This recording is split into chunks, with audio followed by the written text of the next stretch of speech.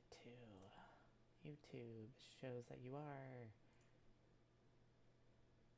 Did you see my message this morning? Oh, the It's one you sent me? very late when I sent it. Yeah, Mhm. just about the music that there's Yeah. going to be a if you don't want to get hit with a copyright thing, just put that blurb in there. I've been constantly getting hit by it anyway. I'm not too concerned about it because like the copyright will only affect me once I actually have like over 100 viewers. Mm-hmm. So, like right now, all my videos show Okay, copyright and public. So, as long as that's fine, cool. then we're good. But it's like, it's only when YouTube is Yeah, just I like, mean yeah, everything we that I want to get make. is Yeah. It's only when YouTube reaches out Give and me they're just like, the cut. we wanna work with you so you can be better. And then I'm just like, okay. And then they're just like, oh, you have all these videos that have Better. copyrights. You need to fix that. Crap. I'll only worry about it then. yeah. Well, at that Well, point we'll just technically, move all the Tyranny music. onto a different channel and we'll start like streaming under a hold because we're not going to go back and fix it. Let's be No. honest. Well, I mean, like, it's No, just using the link that you first sent we me. know us. So,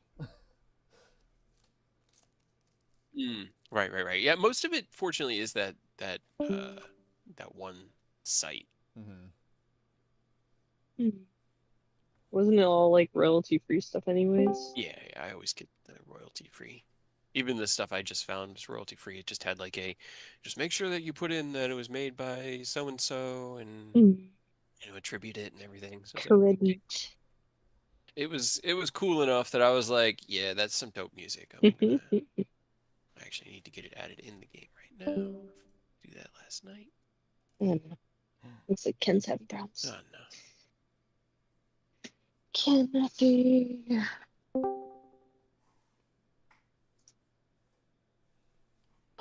Ken. I feel bad It's because doing the thing. Ken Okay, I wanted heard him to that Well, I play time. can hear Smite you. last night, but I'm Drake, here. I'm here. yeah. I gotta restart my.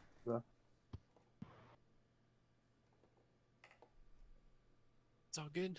I'm not in any rush. I'm still setting up logistics on my side because, having the flu for a week will hamper your ability to prep. Did you really? Oof. Nah, Well, I've had it like for a couple weeks. It's just Oh, on and longer than off. that. Yeah, but it like fully hit me on Tuesday and ended up having to go into the doctor on Wednesday. Got antibiotics and And above that, medicines. Which we should we give Joe his meds now or do we want to wait? I was gonna say we take a break at like 7, Okay. and then that way we can feed Sky and give Joe his meds. Okay. That way we didn't have to rush. Yeah, no, that works for me.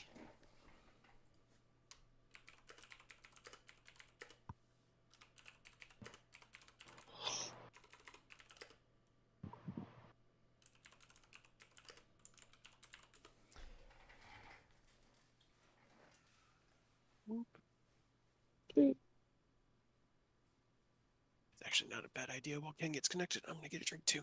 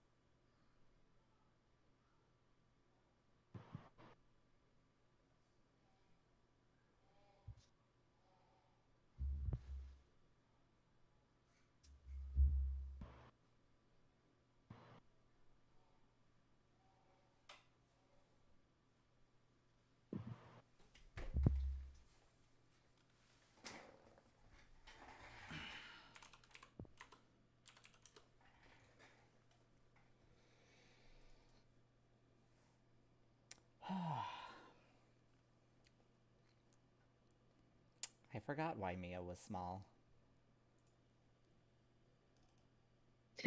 so that I didn't get, because she didn't want to go in the small tunnels. But I think that wore off. What's I up? think we just didn't change back. Why my token was small. Ah, yeah. It Can definitely hit would her- have worn off by now. Yeah.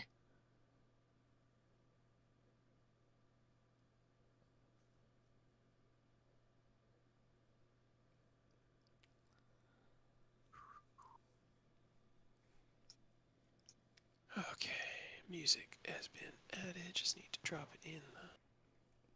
I have so many tracks in my audio. Oh my god. All the music.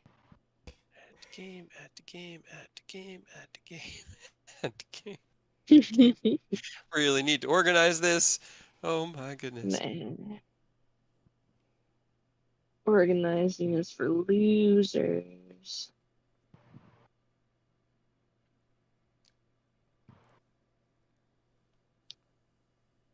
All right. Well, if everybody is ready to go, let's go ahead and get started.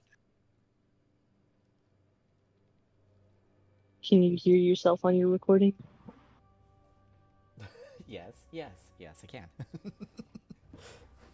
I even Are you made sure? sure before I started recording, and you just had to have me second guess myself. Thanks.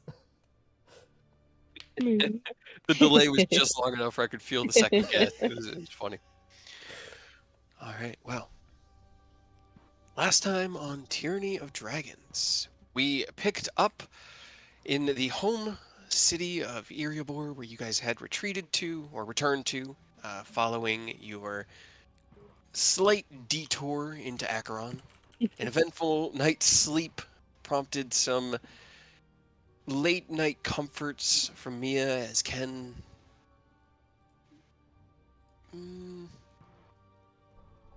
shed some of the burden of the things that had been weighing down his mind, given the dream that he had just had.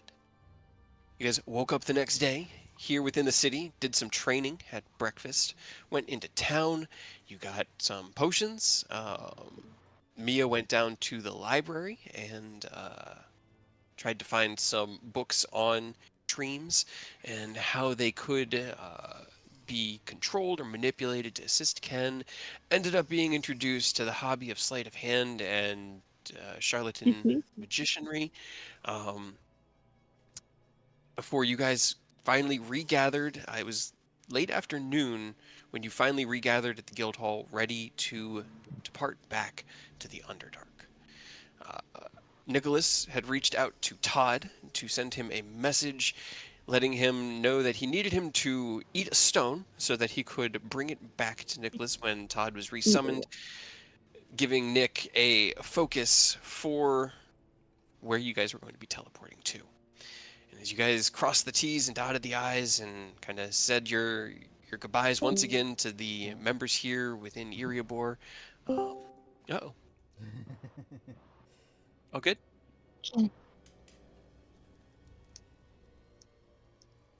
Oh, no. Ken, are you working? I don't think so.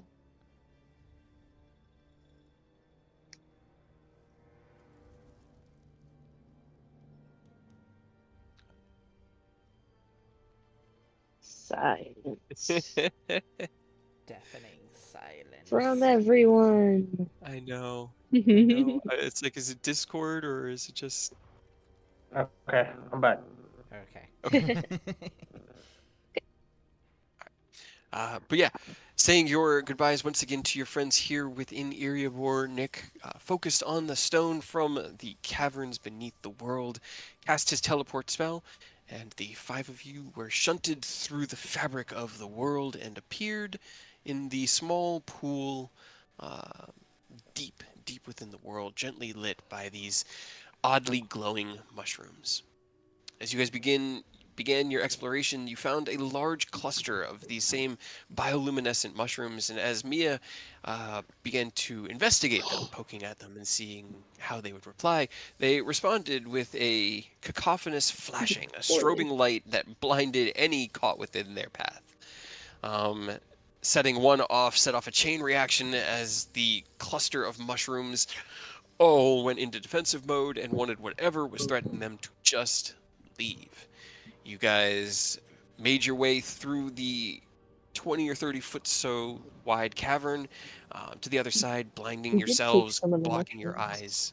eyes, before Oni Right. went back with his clone and managed to pluck a few of the mushrooms using Yeah. his shadow, his echo. Proceeding, you guys wound through the cavern, feeling strange rumblings beneath your feet. You slowed your pace and crept as quietly and as carefully as you could. And as you found yourself in this large room, you snuck along the wall, following the path down and down and down. And as the path grew narrower and narrower, you were delayed. Mia shrunk to the size of a small child in order to get through another narrow gap. Ken, if I remember correctly, got stuck. I think a lot of you got stuck on this one, unfortunately. Yeah. However, the stealth checks were great, and you guys managed to stay above the perception checks of the purple worms lurking deep below, waiting to strike at whoever might draw their attention. As you guys pressed through, Oni and Aerith, the last two, into the narrow crevasse, the purple worms snapped out but were unable to dig quickly through the tunnel after you, and so you made your escape with their teeth chomping at the stone edges. You proceeded into a wider cavern that went down and down and down and down and down, to the point where you really weren't even sure how long you had been walking. Ken, your keen mind tells you that it has to be close to midnight or around that time when you met Magenta. But the monotonous nature of these caverns, it's hard to really place how long or where all that time would have gone. As you guys proceeded, you came into a wider tunnel where you'd seen a older man slumped in like a kind of huddled up position against the cavern walls in the distance. Some of you able to see him more clearly than others, as you have varying levels of dark vision, and it is very dark down here. You guys proceeded and approached quietly, and the man didn't appear to take notice or even move, aside from the subtle variations to show that he was at least breathing. And as you guys grew closer and closer, you began to ask questions, talk to him, and more questions came to your mind than were posed. Primarily, what is this person doing down here? And as Ken began to look around for signs of a trap or an ambush or bait or something along those lines, he noticed a strange illusion masking this older man, casting him in a familiar visage, that of a human. And as you confronted him and expressed the desire to know what the hell was going on, he stood to his full height and revealed his true nature as an Illithid, and one of no, wait. Put it back. one of the protectors of the spine who lives down here. He told you of the Third Mind, this colony of Illithid that lives within the spine and protects the world of Faerun from the aberrations that wander down here from the Dalelands. And he told you of the change of the mind itself, as recently it had become corrupted and influenced by... oh god, what was Thembershad, I think was the name of the dragon? Why did I forget Fat Dragon's name? Chomp Dragon. Thembershad. Yeah, I looked it up, okay. Who had been not an ally in the past to theirs, but more of an unwelcome pet, fed by the Illithid to give them peace and granted what boons that they could get from the other citizens and civilizations of the Underdark that they interacted with. There was a mild peace, but in recent months, Thembershad had grown even more erratic, and I don't think he actually said how long ago it was, but recently Thembershad charged into the city of Dramashore and somehow Ate the brain. the brain and the dragon have unified in an aberrative corruption of nature. As the changes rippled through the mind, Magenta fled, hoping just to avoid the corruption that was taking his brothers, and he ran into the tunnels to die. You guys found him, and as he told you that there would be no way through the mountain without crossing the colony, you pretty much told him, that's fine, that's what we do. And as he assessed your abilities and kind of insight checked each of you, he found that maybe, just maybe, he doesn't have to die down here. Or at least he could die doing something better than sitting on the floor. So he picked himself up and began to lead you down further into the Underdark to the city of Dramashore. Now, couldn't find a map that actually matches what I have in my head, but as we ended last game, he had brought you to the precipice of a wide cliff. Before you is about a 200-foot so drop before it just falls into complete shadowy darkness. In the distance, you can see spires, like massive stalactites poking up out of these shadowy depths that have strange, almost like rope bridges strung between them. There are small purple and light blue bioluminescent lights littered around the perimeter of these stalagmites that are just easily 400 or 500 feet tall and maybe 200 or 300 feet wide at the base. And they stretch up through this space like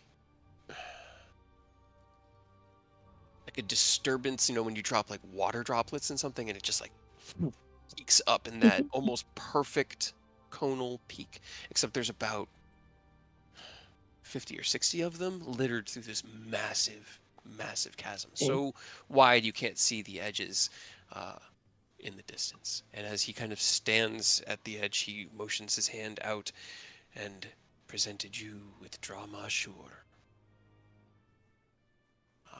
So there's just like the whole city down there. It looks like the city is built around like the stalagmites. Like you can see lights shining from the edges of them. Some of it looks like it might be hollow along the outside, and then there are these like rope bridges, like long strings of something, and it's a far ways off. At this distance, you can only really make it out because of the gentle glow that kind of encapsulates the whole city. But it's still dark down here.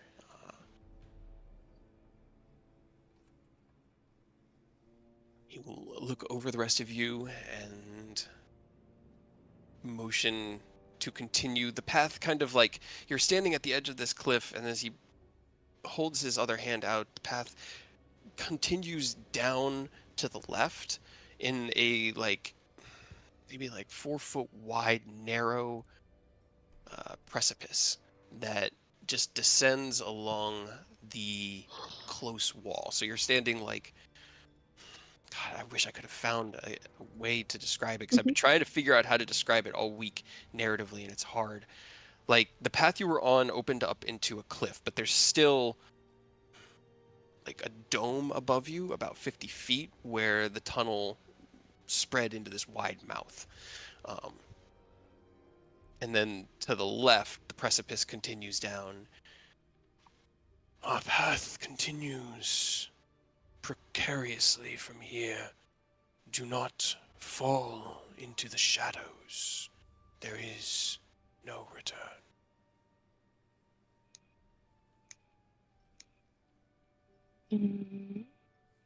I mean, like, the shadows will eat you, or Just looks at you, what? does not, shakes his head. We do not know. What do you mean you don't know? None who go there return. We avoid the depths. So they got eaten. I would assume the cavern is bottomless, so that tracks. So, as we head down this narrow cliff face, what's the marching order? Because you can only really go single file here. I'll lead. Okay. Ken's going to be in front. Who is behind Ken?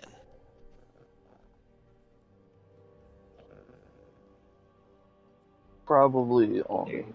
He's usually second in line, just in case stuff pops off. He's got to get into melee. I'll be behind Oni, or Mia will. Too bad. Haha. All right. Yeah. Well, I'll be in the middle because I was also going to kind of take out my gem of brightness and light up a little bit so that hopefully we don't walk off an edge. Sure. Yeah. I'm just thinking, like, where you're standing right now, it isn't a problem. The light, as you kind of shine the light out, Magenta will look back and nod, and if you need the light, then use it. But as we approach the gates, it would be best to not draw attention. I know not what we are walking into. However, I don't want to fall on the cliff that you just said that eats people. and it is a lengthy journey from here. We still have a mile or so to go. A mile? But it's like right there. It's actually really far off. It's just hard to. But I can see it. That means it's not that far away. It's so large. Like motion. Alright, okay. I got an idea. Gonna break out the rope climbing. Tie one end to my waist, and then tie the other section to Mia. Okay. That way we lose 2 people instead of 1. I can fly. He'll motion down and he'll say, "Our destination is that," and he'll point down, and at the very, like, following the cliffside, now that you guys have gone, like, onto this narrow precipice and you're proceeding slowly and carefully, the tether kind of stretching between Ken and Mia past Oni motions, and you can see the path goes down and continues for about as far as you could see before it kind of winds out of sight, and then the wall bends to the left before it curves back in the distance, and you can see where the path stays along that close edge and leads up to what looks like 2 massive stalactites that are kind of like butted up against each other. He goes, "Those are the teeth of Faerun, and where the gatehouse sits. The only entrance into Dramashur is through there." So then it does eat people. This is like a giant mouth. It's a figure of speech, Mia. I don't know what that means. It's a metaphor. I don't know what that means either. We'll discuss. Okay. Can everybody roll me a d20, please? Oh boy. That's not concerning. 19, 18, Jesus. 2, 4. And then... Come on, Oni, you can do it. Are you team terrible or team great? We'll see. Roll towards being a little slow for me. It's team average. Team So- average. That's fair. As you guys begin to descend, let's see. Let me make sure I'm doing everything correctly. Checking a couple things.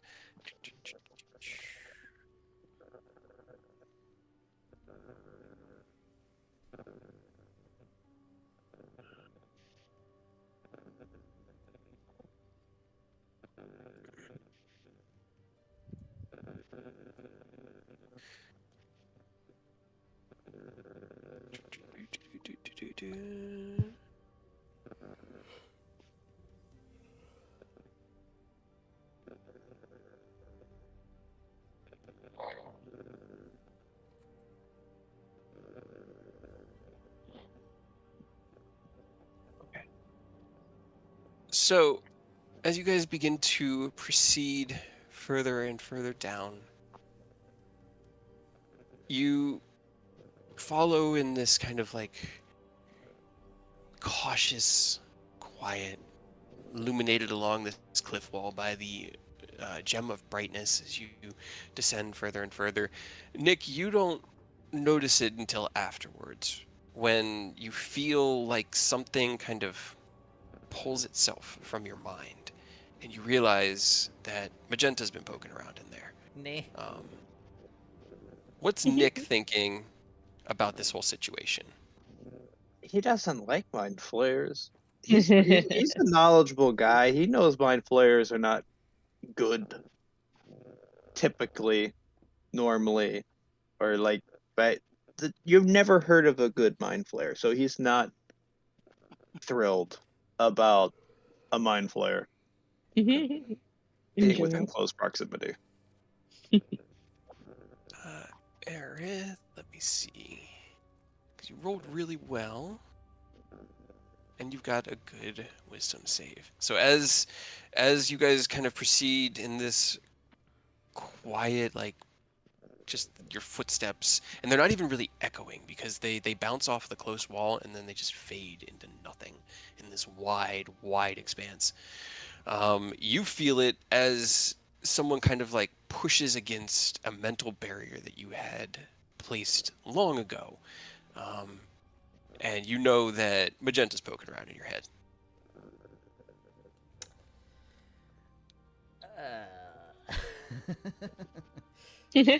I look back, give him a look, and then just continue looking forward. Okay. Let me see. Let me make sure. Mental noise of disgust. Why did I close tech dots? Okay. If it fails. Oh, okay. As you look. Oh, wouldn't I have advantage against it? He's a Technically gnome. you would, yeah. You would. I didn't think about that. So just roll another d20? Yeah, go ahead and roll me another d20. Let's see if you get better. That's better. Plus mildly better. That is better. Okay. All right, then yeah, he would have like bumped up against your mental barriers. He would have gotten your surface thoughts. Same with Aerith, like the surface thoughts. And then you look back, Aerith, and he just doesn't even seem to have like an expression on his face. Mia, you would also have advantage thinking about it. Yeah. Everybody else passed. What's your wisdom save, Mia? Save is a 5. Okay. What is going through your head? Like surface level and deeper than that? What's the human equivalent of like elevator music? Thinking about which Or one probably the fact that she just like thinking about how the cave is a mouth and the shadow is like a tongue, I guess, and it will eat her. He's like, what is a metaphor? Right. Okay. As you guys make your procession, Oni and Ken, you both feel it in turn as well. And you can react if you would like, as a presence kind of enters into your mind and pokes around, bumps up against your mental defenses, and then recedes. You know, if you want to learn about us, and if the question is appropriate, you can just ask. Kind of floats along behind you, and I apologize if my methodology is insulting or invasive. Questions can be colored in their answers. I find the truth is much clearer when you understand the motivations and strengths within. Fair. Rarely have I found so many capable of resisting our abilities. What has brought you all so far? Well, destroying the cult of Tiamat. Oops. Sorry. It's all good. And then nods. I know not of this cult of Tiamat, but if our goals are aligned, then we are allies and I can offer aid. Well, we definitely appreciate that. And, yeah, the more help, the better. I mean, I'm not going to turn down assistance when people are of like-minded thoughts. He's not Reservation. gonna tell us to eat a tadpole, is he? If you would like, you could, though your stature, young gnome, might Yeah. cause problems within the colony. And you would have to give up your profane, arcane ways. No, I'm good. He called you young.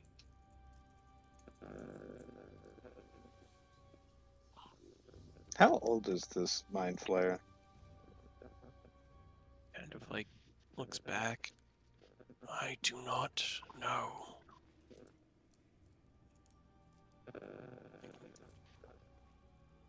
Time is a difficult concept in the depths and the dark. Gotta watch.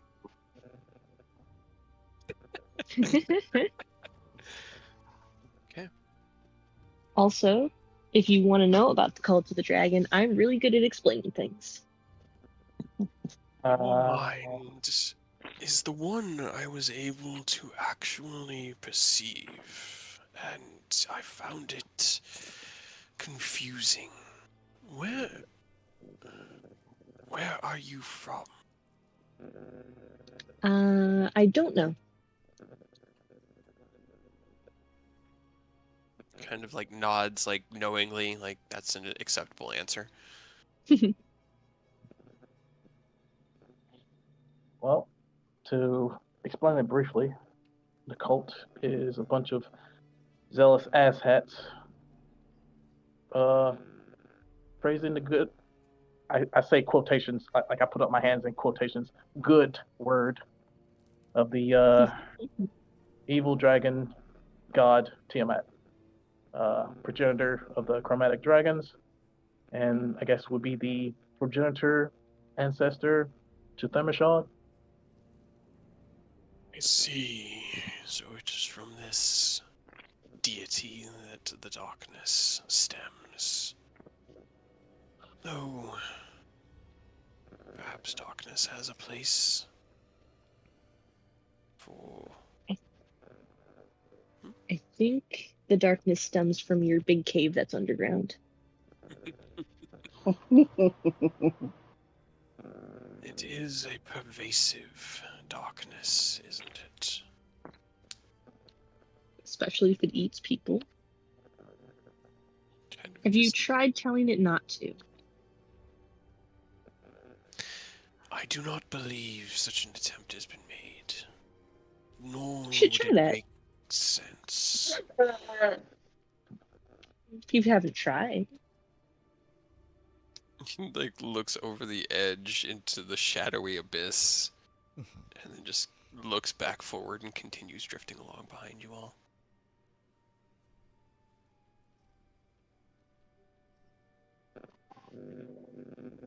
I don't think he's gonna try. Mhm. Mia will like look over the edge and just very quietly just don't. And it just goes, don't, into the distance. Very faint, not even an echo.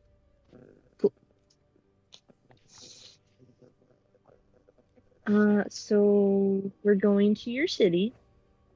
Is the dragon brain just there in the city? Like we just go in and we kill it for you? Kind of like leans or like leans his head back in like that thoughtful gesture. It would make sense for the aberration to have set up its home near the temple where the mind resided. It was their union that gave life and form to this creature.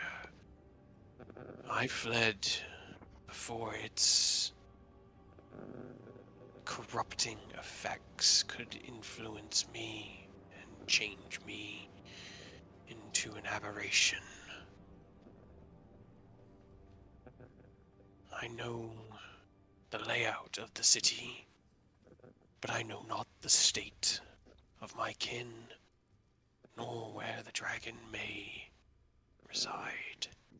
Simply a best guess.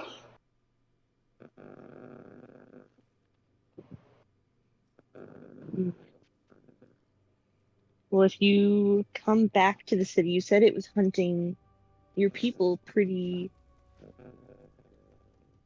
well. If you go back to the city, will it come after you right away? I should be able to disguise myself psychically from the probing nature of the beast and whatever remnants may serve it. And you guys can remember that you did see Illithid kind of like hovering through the city towards the center after the dragon's roar at the end of the last game. So there are still mind flayers within the city. Just like 3 dark shapes moving through the glowing distance. I would be able to disguise myself and mask our group, though I would still recommend subtlety moving through the city. How we will make it through the gatehouse, I do not know. Okay, I guess that was the question, like, will it take you over from a distance, or will it come for you, like, personally?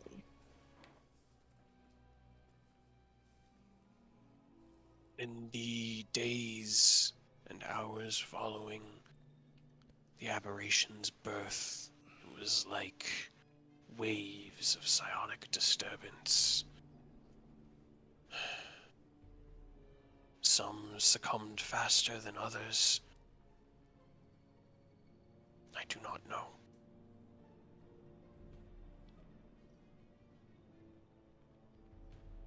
If I do turn or begin to change, strike me down immediately without hesitation.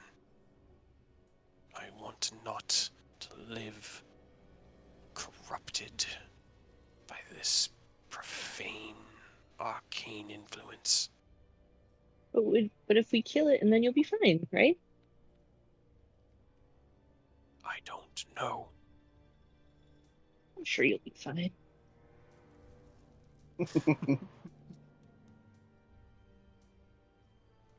Then that kind of makes my plan potentially not work as well, because I was hoping, like, you would come in to the city and it would feel you and be like, ah, look, one that I missed, and then come over here and then we could, like, ambush it. But if you think that it would just do it through your brain, that makes it a little harder, and I don't know that we could ambush brain thought. As my brothers fell, it did not need to be nearby to control them. The mind served as the host of who we were, our personality, our mentality, our existence, all within the third mind. It has fallen, and through that link, took everyone with it. That's not as good then.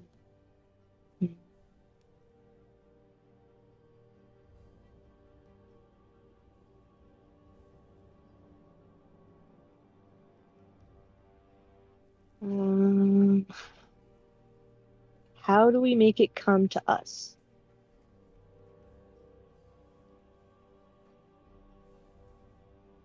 Make a lot of noise. I mean, that would be Actually. easy.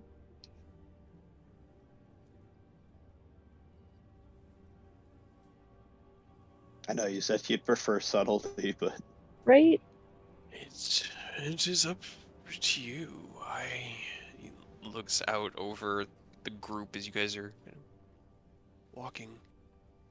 I have not before encountered such mortals with powers emanating as strongly as you.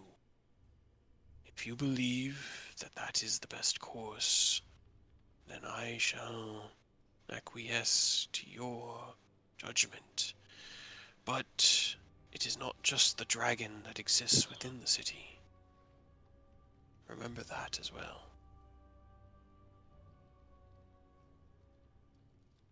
it said Todd ahead, then teleport to wherever the Todd is again. Ah, your arcane toad. Yes. The weird frog. I am loath to admit, but such a creature would not be welcomed within the city walls, even under the best of circumstances. If it were to just wander in, kind of just trails off with a, you know what would happen. I mean, I Yeah, could just but use Todd Arcane might- Eye instead. Arcane Eye is invisible. He just kind of gives you a, like, I concede head nod.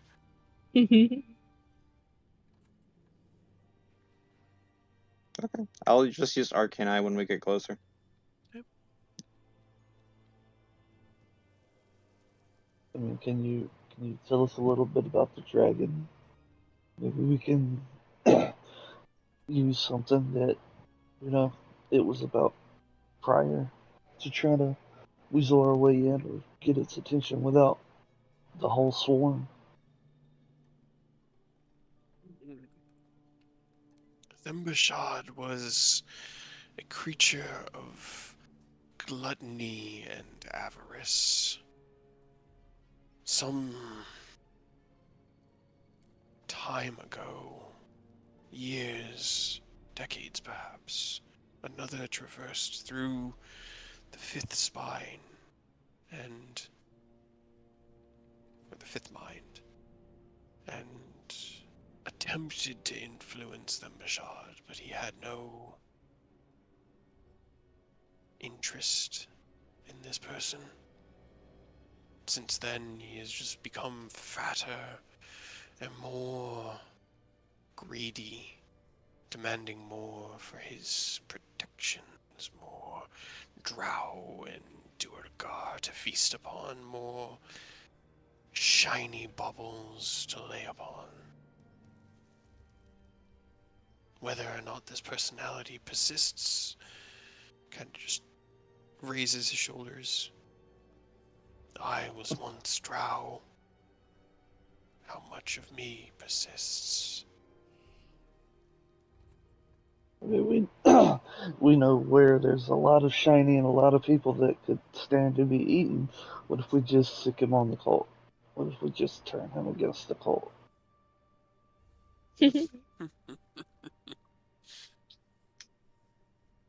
It would be appropriate, would it not? This aberration of a chromatic dragon being turned upon those very chromatics. Perhaps. I know not what its cognition is, whether it be raging beast or the intelligent and cautious mind that once guided me.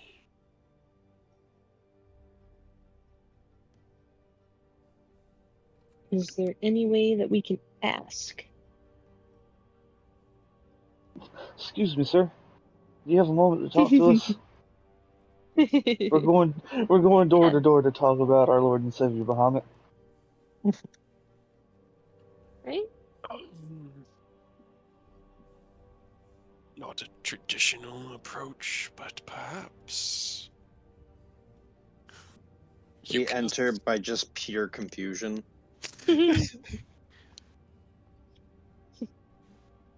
Sorry, I think we took a wrong turn somewhere. Do you know how to get to the Wendy's? Right? As you Take guys us to your leader. creep kind of around this bend, the path narrows, and you kind of have to like sidle against the wall and keep yourself secured. I mean, even Magento, who can hover, and his feet have not really touched the ground, even kind of like flattens himself against the wall. He doesn't even want to put his levitation over this darkness. You guys proceed around, and as you come around the bend, he kind of like stops and motions forward. If you wish to approach without being seen, it is time to snuff the light.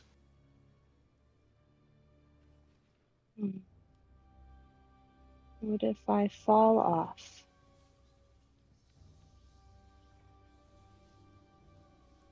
Falling, don't. Yeah. Don't. Okay. If you think you're about to fall, knock it off. Just stop. Okay. Get some help. She Sorry. she will just I'm not gonna let you fall. wearily. Hey, you say so. I don't want to get eaten. She'll warily turn off the gem of brightness and put it away. As the Now it's dark. darkness closes in around you all, your various forms of dark vision kicking into effect as like this filter change of brightness and your pupils dilating wider and wider before the more like magical elven influence from your fey historical nature takes over, and you get that like shimmer in the back of your eye of like a cat looking through darkness. You can see the path ahead of you, and you proceed. As you creep closer and closer, it kind of widens into almost like a sandy like entryway, like a like a beach essentially. Kind of opens and fills in the gap where these two teeth meet together, and where the two stalagmites have come to form at the base, you can see a stone gatehouse essentially, about 60 feet or so wide. Let me make sure I'm getting you the right width here. 80 to 120 feet wide. Two like stone parapets, 10-foot wide stone stairway leading into the main building itself, which is about 20 feet tall and stretches the full width of the two teeth. As you guys approach, you can see, well, actually, everybody make me a perception check. Let's see what you can see. Perception. This one I can just ask for the check. How can? Jeez. Oni, Okay. I expected, but Ken and Mia. Okay. Surprisingly decently, yeah. I love when the dice say something else. I was so excited. I'm like, hell yeah, I got a 17. No, I got Aw. an 8. Oh. Aw. That's why I turned off the digital dice when we were playing our Strahd game. I kept getting disappointed. Yeah, me too. So I'm just going to go ahead and move you guys over here then, because enough of you rolled. So in the distance, you can see Oh, gosh. 4 shapes. Illithid in form, but He? Okay. the It's like, where am the I? center 2... I actually don't have your tokens on this map yet. No, I was just like, where am I on, or where am I looking on this Oh. map? I just saw Yeah, it was black, and I dark. was just like, Yeah, wait, it's where all is it? dark. We're approaching from the bottom, and so as you guys approach, you look out, Ken, you could see the 2 in the center they look like Illithid. They have tentacles coming out of their face. They have that kind of like long, lanky body, and they are hovering, but they also look like there is a burning flame, like that of a forge, deep within the core of their being, kind of giving them this brilliant orange glow, their mouth and eyes alight with this red crackling flame. Um, on the edges, you can see more Illithid. These ones, instead of the flames from deep within, it looks like their skin has been hardened and crystallized. Jagged pieces of stone and gemstone coming out at various angles across their face, and their eyes glowing with this like deep. Well, the AIR gave me a blue, but it's more of like a greenish hue in their eyes, and they are standing guard. In addition, Ken, with a 25 perception, you make out two more, each standing guard in these stone parapets, as you catch little glimmers of light through the parapet windows. And as you guys take in, Hell. as you guys stop, you hear, "What in all of creation is that?" We've seen this before. Wait, so those are your friends? Should I go ask them if they No. could bring us to the leader? Oh, don't touch him. Don't talk. Don't Don't talk touch. to strangers. The mind had fallen so far to... They have been aspected. I've seen this before. Once. Yep. They are lost, corrupted by the nature of the Dales. My brothers. I'm sure they're okay. Kind of like looks down at his own hands. I maintain myself. I have not fallen. But why?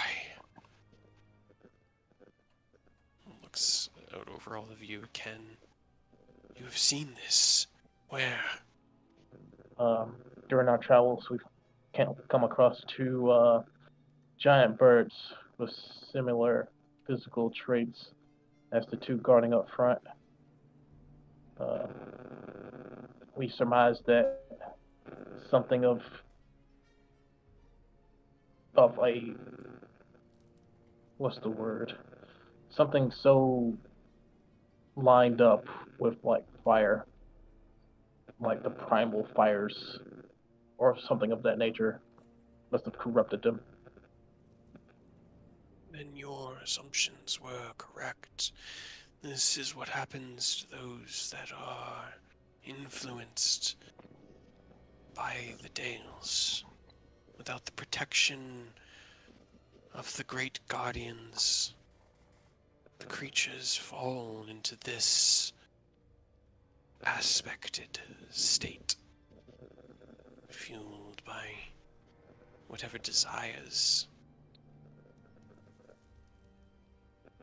But our people have kind of like looks back and kind of pulls you guys around to the edges and around to the edge, out of line of sight of everything. My people have served as a filter for these energies forever. Feeding upon the creatures, the mind protects us from their influence and prevents that. To fall to the arcane corruption of the Dales is the greatest tragedy. But now you say such creatures have already broken through the defenses. How? From where? Maybe it's just the one. You are a hopeful creature, but I have lived long enough to know that the universe is never so kind. Got that right. Either way, I do not believe speaking with them will be a possibility. I do not even Well- recognize them. You never know until you try, right?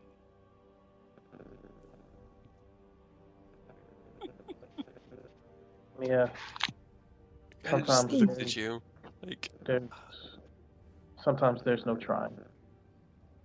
I mean, They're always trying, whether it succeeds or not. roll me a persuasion check.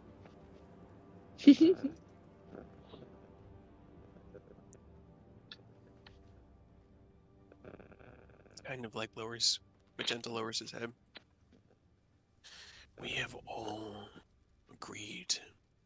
We left our old lives behind to join in the perfect union, to become one, to fall, to become aspected and corrupted. He just shakes his head.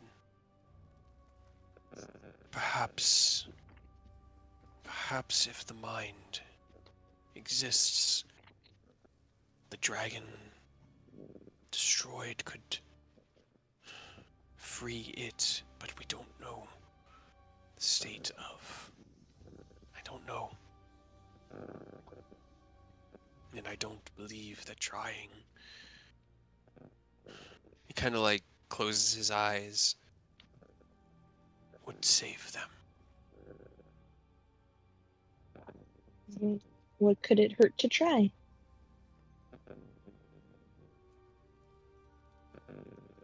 It We would could give up. possibly get injured. And we lose the opportunity of surprise. Yes, that is Well. the cost. I mean, unless you wanted to sneak through here and try to get around them in general, once they see us, won't the surprise be gone anyways? Since you talk in your brains? They have not noticed us as of yet. We have not approached close enough. Hidden in the shadows and without the light from within like they have. If we reach out, they will know that others are nearby. They might not know exactly where I am. I could, but I do not think it our best course.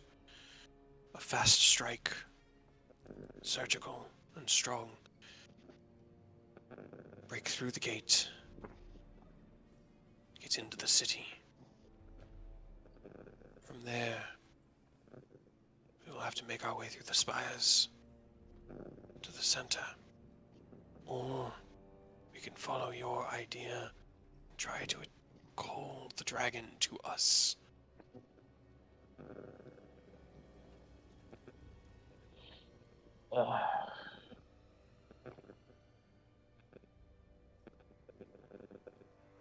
I think we try stealth until stealth is no longer an option. I can try. Right, so you guys are going to try to get as close as you can without being spotted? We'll try. Okay. Everybody roll me a stealth check, please. Oh boy. This is gonna go great.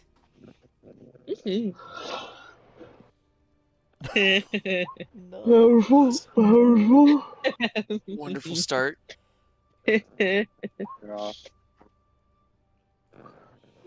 Yeah, you know. Not as good as last week. Not Might as as well good. just fireball the whole front. All right. Hey, I mean, Oni. they're odd The fires. two that are I know. fire aspected just suck Sure, it that'll up. go They well. just gobble it up. But maybe Yummy. it'll endear us to them, you know. All right, so that's actually a 21 because he has stealth proficiency. So let me go into these.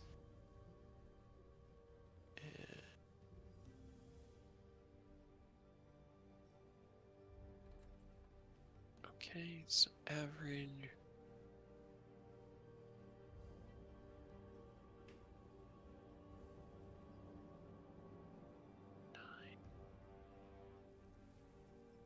$71, so They did spot you guys on your approach, unfortunately. So as you guys kind of like make the plan and begin to creep forward, where are your tokens? Nightshade map should have everybody. Don't need Takashi. What? They spotted us? No. Impossible. How did that happen? Impossible. Okay. Guys, we're... Cannot believe you might have gotten a rock in your middle shoe. Oh no. Kicked the stone wall. Guys, get to about there. Oni, you could have made a different approach. Yours did bring up the average quite significantly, but it was because a natural one counts as twice. The average of that roll of that group check was a 12. So Rory, you rolled absolutely perfectly average. So I completely forgot. Right before we walked up, I'm gonna take my roof of climate back. That was my next question. Like before you guys made the approach, you unfastened yourselves and began to. I forgot importance. Could I have just switched his 1 to an 8? So it's still a 9. Okay, all right, that does shift things a bit. 44, 36, 44, 76. Okay. All right, that actually gets you guys a little bit closer. I'll give you an extra 15 feet.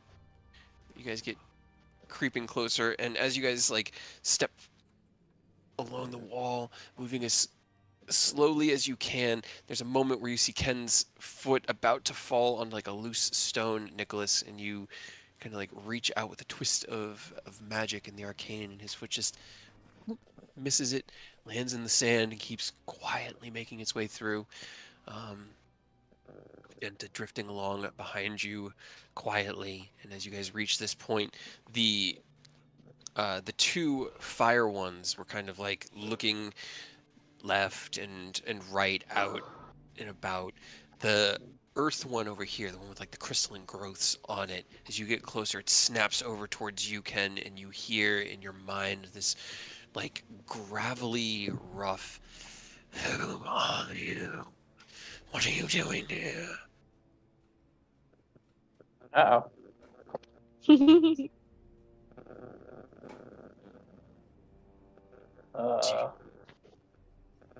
He looks directly at you, and he looks over to the other two, and you see like a twitch of his head, and the other two closer ones both like stop what they were looking at and look over towards your group and narrow in on you.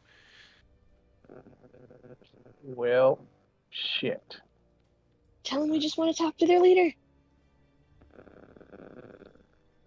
We request audience with Lord Demashog. Roll me a persuasion check. I'm out of potions of charisma. Oh no, Boggs. And I'll bump it up by a d4. Okay. Because I'm trying to help. Oop, not a d34, a d4. I mean, we'll take a D34. Right? It kind of like narrows its glowing light green eyes at you, Ken, and you hear in your mind, "Thembashad is no more. He has been devoured and reborn. Sionashad. If you wish an audience, lay down your weapons, discard your magics, and we will bring you to him." That might be difficult. You hear Magenta's voice in your mind. "These creatures, do not trust them." I'm gonna look back at Oni. It's like, yeah, we're gonna have to do it to him.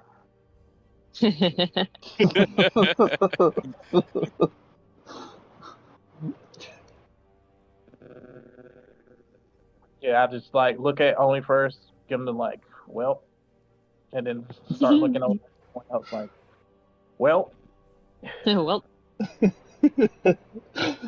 We certainly tried. hey, I You said did. stealth until stealth was no longer an option. It is no longer an option. Yeah.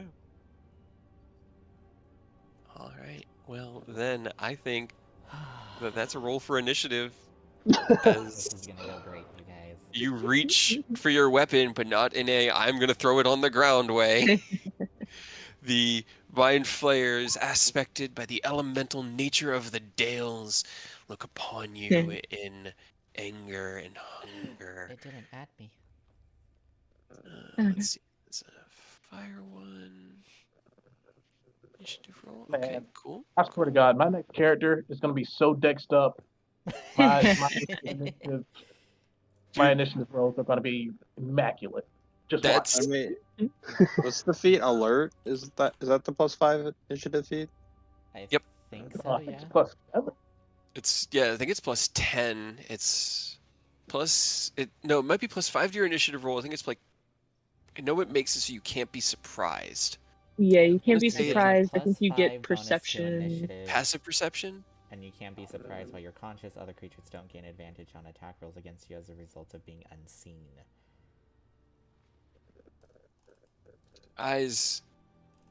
These all it guys have a says. +1 on their initiative rolls. They have a +1. Why are they Whoops. rolling better than Well, us, I mean, at least they didn't roll those for like hitting us. It's true. So. It's true. Okay, there's one that was a 10 on the die. All right, that was an 8 on the die. Okay. I rolled a 19, an 18, an 18, a 20 on initiative. Stop. So as you unfortunately unable to hide your mind from these creatures, Ken, you reach to begin your battle, and I need to change the music because I need something new.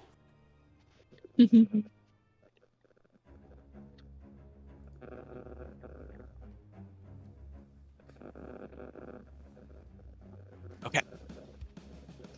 The Earth One who had been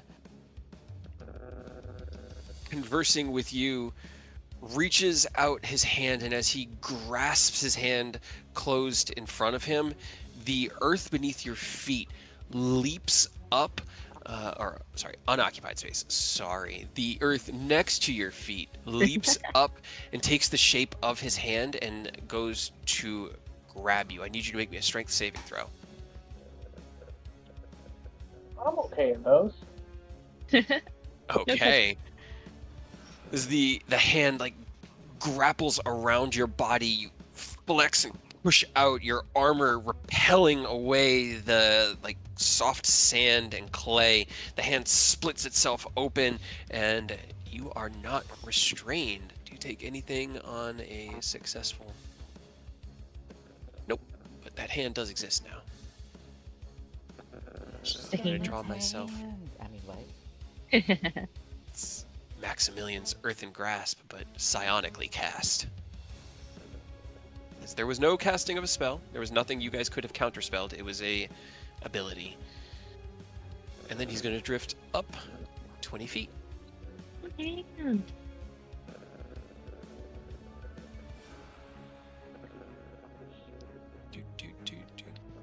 The fire one is going to drift over towards your group. No, go away. Let's see, how big of a cone is this? Okay, that's pretty big. Oh, I don't like that. That's Don't like everybody. that. Okay. I need everybody to make me an intelligence saving throw, please. As the mind flayer drifts towards you, its arms out, kind of glowing with this deep crimson energy. It rears its head back and emits a screeching breath. It looks almost like a dragon's breath as it like roars out. Its tentacles flail out, and you see these sparks of like solar light flying through the air around you.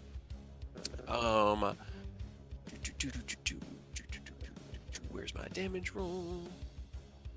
Oh, it didn't actually roll with So damage. they didn't cast, but is it still a magical effect? It is not magic. Okay. Well, Right. Because Kinda like like- here's the thing, like mind flayers they hate the arcane. They absolutely hate it. But this would be a magical effect, I think, because of the nature of the Dales.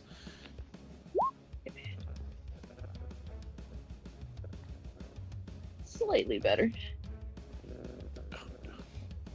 Okay. Oh. Everybody saved except for Oni. Oh no. So everybody takes 5 psychic and 5 fire damage. Oni, you take 11 psychic and 10 fire damage, and you're stunned for a minute. But you could repeat the saving throw at the end of your turn. Awesome. For those of us that have Sorry. armor that was granted resistance from dragon parts, The fire could be resisted if you have it set to fire at the moment. I don't think I ever set mine. At least I don't remember Well- if I did set it to any.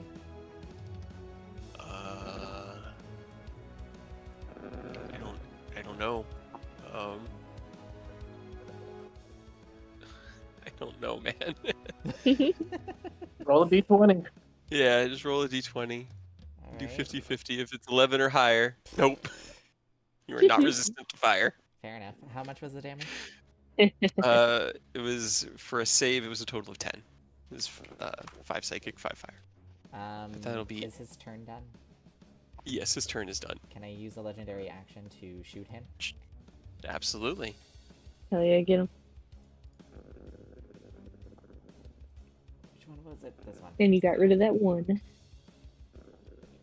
Oh, Yeah, yeah, that yeah. hits. Much better. Alright, 10. As the, radiant beams of light course over each of you, you feel it burn through your skin into your mind, burning you on a mental level. You feel yourselves kind of staggering back and fighting through it. Oni, unfortunately, it is enough to overwhelm your mind in that moment, and you find yourself stunned. As you recover from it, Aerith, you shake your head, you kind of flick the ring, and with a flash of light from it, you find this extra burst of speed where you can raise your weapon really quickly, level the shot, and in that half a second, that split second, the shot goes off, courses through its arm, and blows out a chunk of flaming flesh off of its arm. Bang. This one is going to his own earthen grasp, but he's gonna go for trying to copy my hand. He's gonna go for Mia. So Mia, make me a strength save. Oh. Well. These aren't spells? They can't be counterspelled. They're not Damn it. casting technically. 14. Unfortunately, a 14 just fails as the hand reaches out and grasps. That would do it. If you want to give it to Mia. Yep. Okay. As the Okay. hand grasps around Mia, No can you look out over your shoulder, you shout for Mia's attention, and she sees it just in that split second to duck out of the way and dodge the grasping of the hand. This one, unable to get within its own breath range, will hold out his hand and 10-foot radius. Okay, I can't hit Oni. Aerith, Nicholas, Mia, and Magenta, can you all give me dexterity saving throws, please?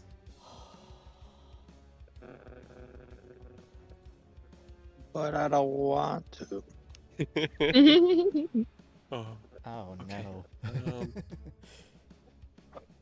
okay. Hey, There's a Mia. reason I didn't want to.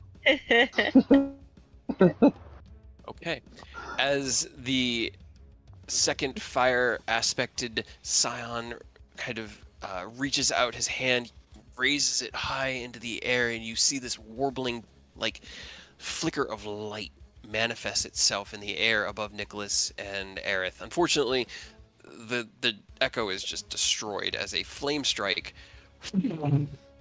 down from the air. It doesn't deal radiant damage though. It deals psychic and fire. Aerith, you take 5 fire and 6 psychic. 11 total. Same total is 11. Mia is a total of 11. Nicholas and Magenta both take a total of 24. 11 fire and 13 psychic. And now it's Oni's turn. Make me an intelligence saving throw, please. Oh. Okay. Unfortunately, still stunned. Aerith, Yes. it is your turn. I'm going to bonus action Blade Song, Okay. and then... Oh, what should I do? What should I do?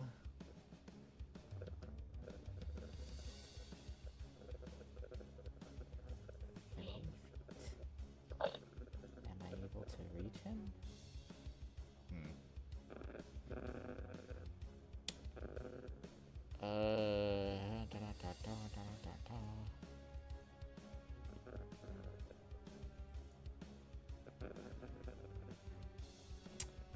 I'd like to cast Steel Wind Strike. Okay. Hell yeah, get him. This one first, because he's within range. Okay. Let me post the spell.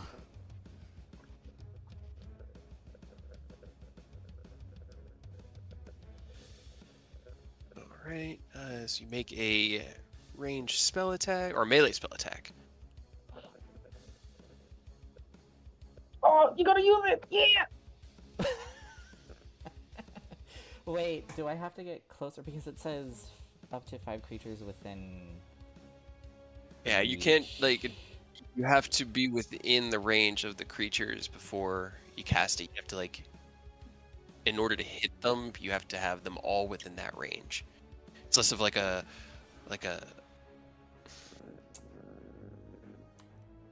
Not a gap I don't think it close. would work the way that you're Essentially. yeah. You can't like jump to him and then hit the next one to Yeah, jump to that's- him, then that's hit what the I next was- one to jump. Considering, so I was...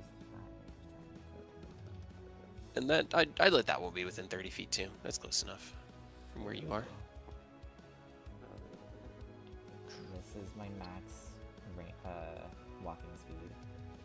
Okay. So... within 30... I could only grab the 3. That's fine. Isn't there like one in there too, though? Yes, Doing- that one. There were like flickers of lights that Ken had seen in Can I there. see him? So you get Make a perception check. Actually, I won't require that. You can see him through the window as he's kind of like drifting through the wall at this moment, getting ready to head out into the area. It looks like he's kind of like emerging into the space out of the wall. Another one Okay. of the crystalline ones. So I need Oh to yeah, queue up 4 roll attacks. Get them.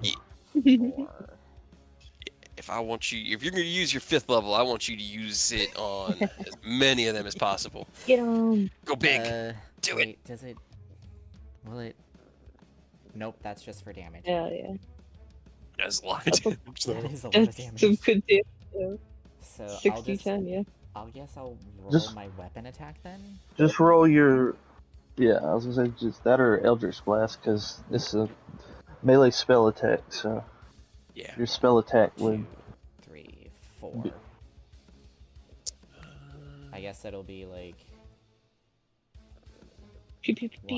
1, 2, 3, 4. Okay, so 1 hits, 2.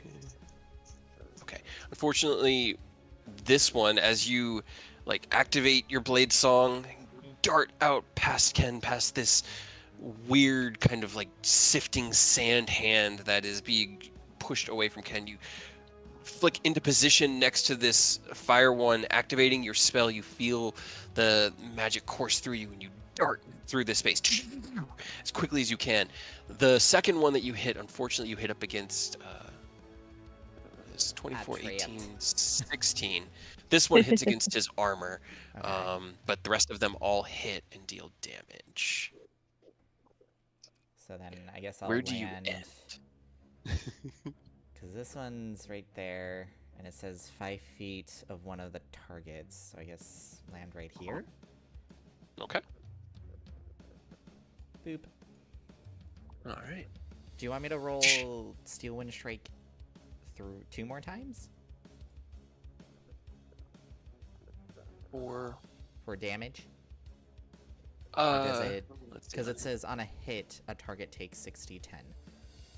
That is fair. If you want, I could either. It's up to you. This will be setting the precedent. You can either have it 1 damage for all of them, in which case the 1 damage roll could be really good or really bad, or you could roll independent damage for each of them. What was? Oh, the roll for the 28 was really good. Well, It 60, was, but 10, in the future, yeah.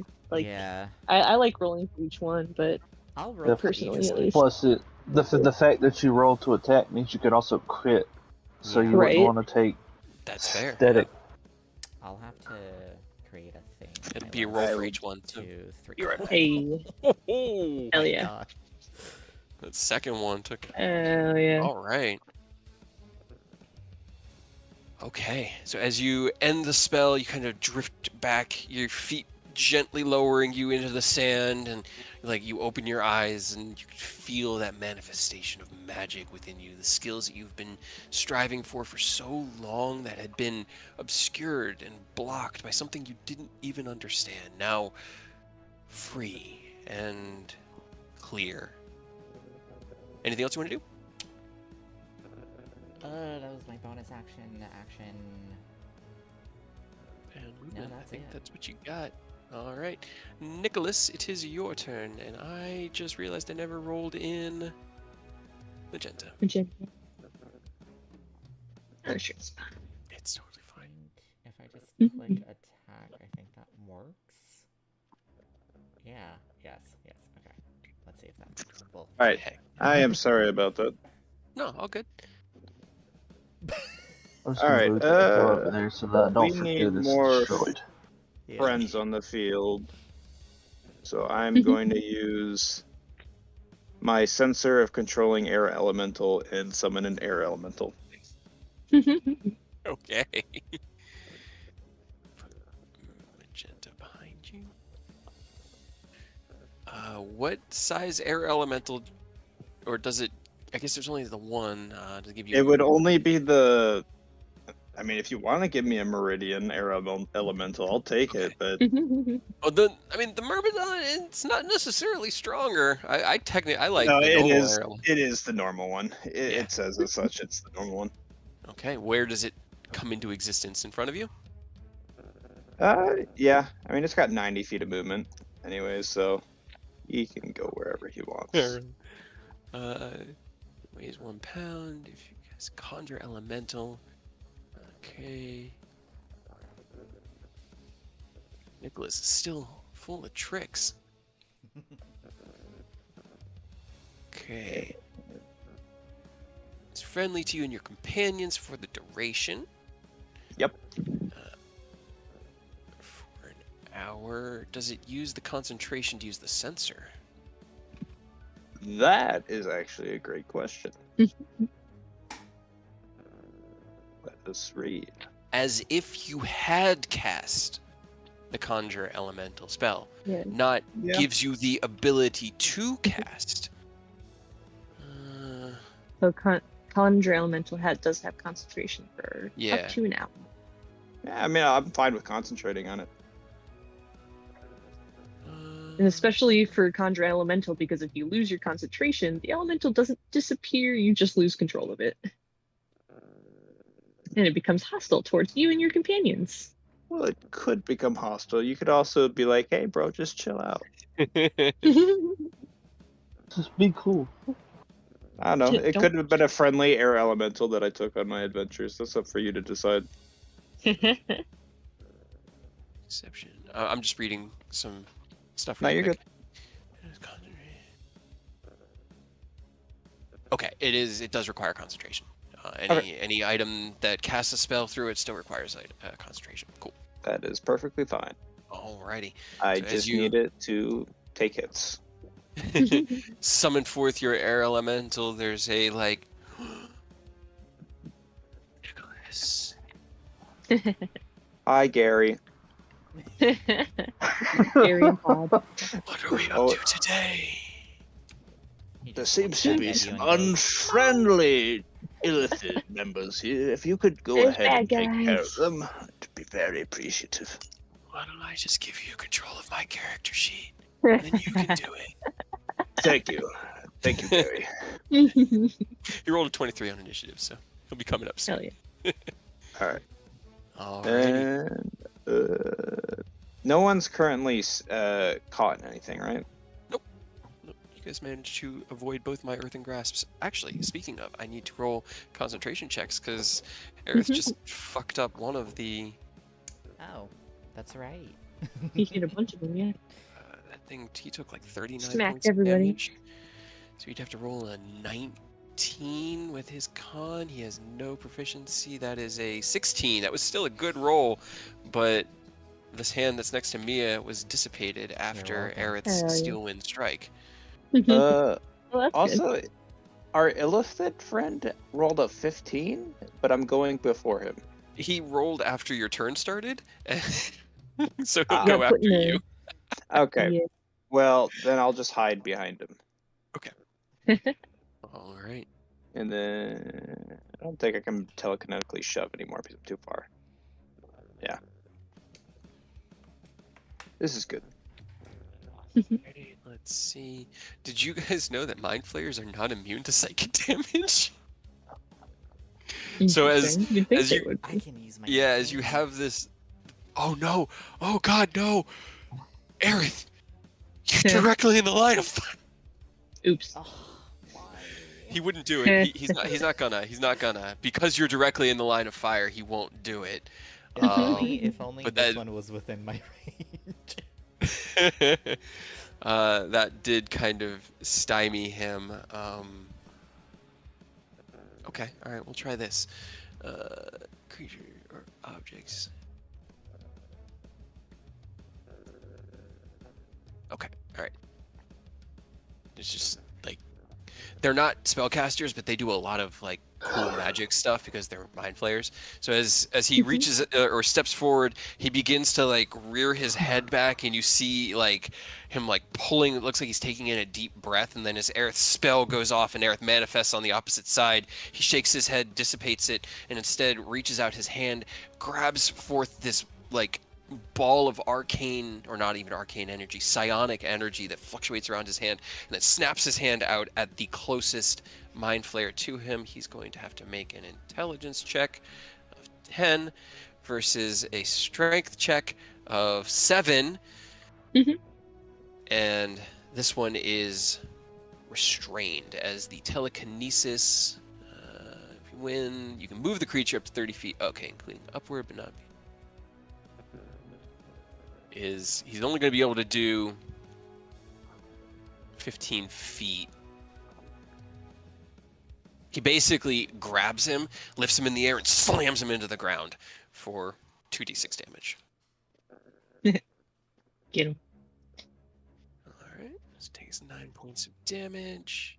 And that is going to be his turn. He also now has him just like grappled in a psychic grasp. And that will be Magenta's turn. Going to be this one that Aerith just interacted with. It'll finish heading out of the wall and drift down next to Aerith, and it will strike out with its tentacle attack. Ooh, that was Magenta, but they have the same modifier, so it is a 22 to hit. Doesn't hit you, right? Not while your blade's singing. 22. I think I'm 23, 24. So no. 24. Okay. So as these like the tentacles themselves look like they have like stones inlaid into them, like a makohedal sword, and as they lash out at you, you twist out of the way, your blade's singing speed preventing them from being able to lay a hand on this. you. All right. Get him there. There we go. Okay. This one will come down, and then he's also going to drift down to the ground, but that will use all of his movement. And when they move, they're basically just like phasing straight through the wall. Like the stone itself seems to move almost like water out of their way and then snap shut behind them. He turns and reaches out a hand. Can you give me a strength check, Eric? Why? They have the Earth ones have Maximilian's Earth and Grasp. It's their thing. I'm not good He wants with to hug you. strength. That's why I gave them that for their thing. I don't have anything that can Rude. help. Fuck. All right. As the hand snaps into existence, it grabs onto you, and you are restrained. That is, actually, it was that one. That one went earlier. I must have messed up my initiatives. I'm just gonna move the tokens. I'm sorry. Ken, it is your turn. All right.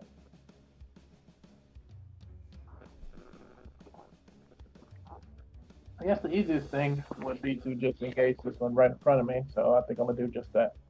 Okay. Punchy, punchy.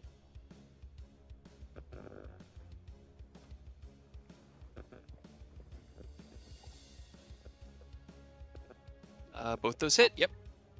Bam, bam. Nidhogg is rolling correctly. Cool. 23 points of damage. All right, as you close the gap around the earthen grasp, wham, wham, 2 heavy hits into the torso, each one sending these like chunks of burning magma out of the body as if it's barely held together by just sheer thought and will. It's looking pretty messed up already. Alright. Well, I'll leave it at that. All right. Mia, it is your turn.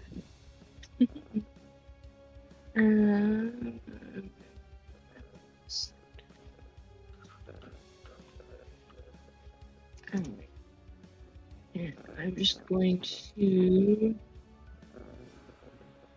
move over here. Okay. That should be.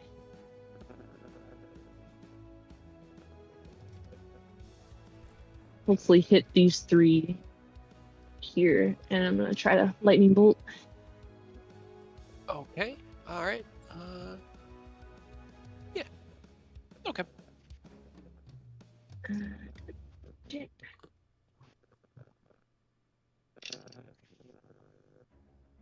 Oh, I don't think they can actually, no, because you have a 22. Okay. So as you like put a hand on Oni's shoulder as he seems to be like just unable to move Sorry. in this moment, you step past him, get in front of Magenta, you slam the staff into the ground, casting the spell out of it. This crackling bolt of lightning absolutely just obliterates the one right in front of Ken. As the bolt of lightning passes through it, it like rears back and roars, and its body is just blown apart. I just wanted It's- to talk. I'm sorry. slams into the 2 earth ones, and as it kind of like crackles into them, the gemstones glow and begin to like shatter and break off of it, and they rear back in pain, but those 2 are still alive. However, the one in front of Aerith is already looking pretty messed up. Oh yeah. Anything else you want to do? I'm gonna stay here so I can try to protect Oni since he can't move. Air Elemental's turn. Gary. Oh, why did he? No, no. All right. I think it was because I clicked on him at the same time. So I'm gonna move him on top of them so he can do a whirlwind. Okay. Takes 14, so they need to make a strength save. So 3d8 plus 2. One of them succeeds with a 13. On a failure, target takes bludgeoning damage and is flung 20 feet in a random direction and knocked prone. All right, roll me a d8.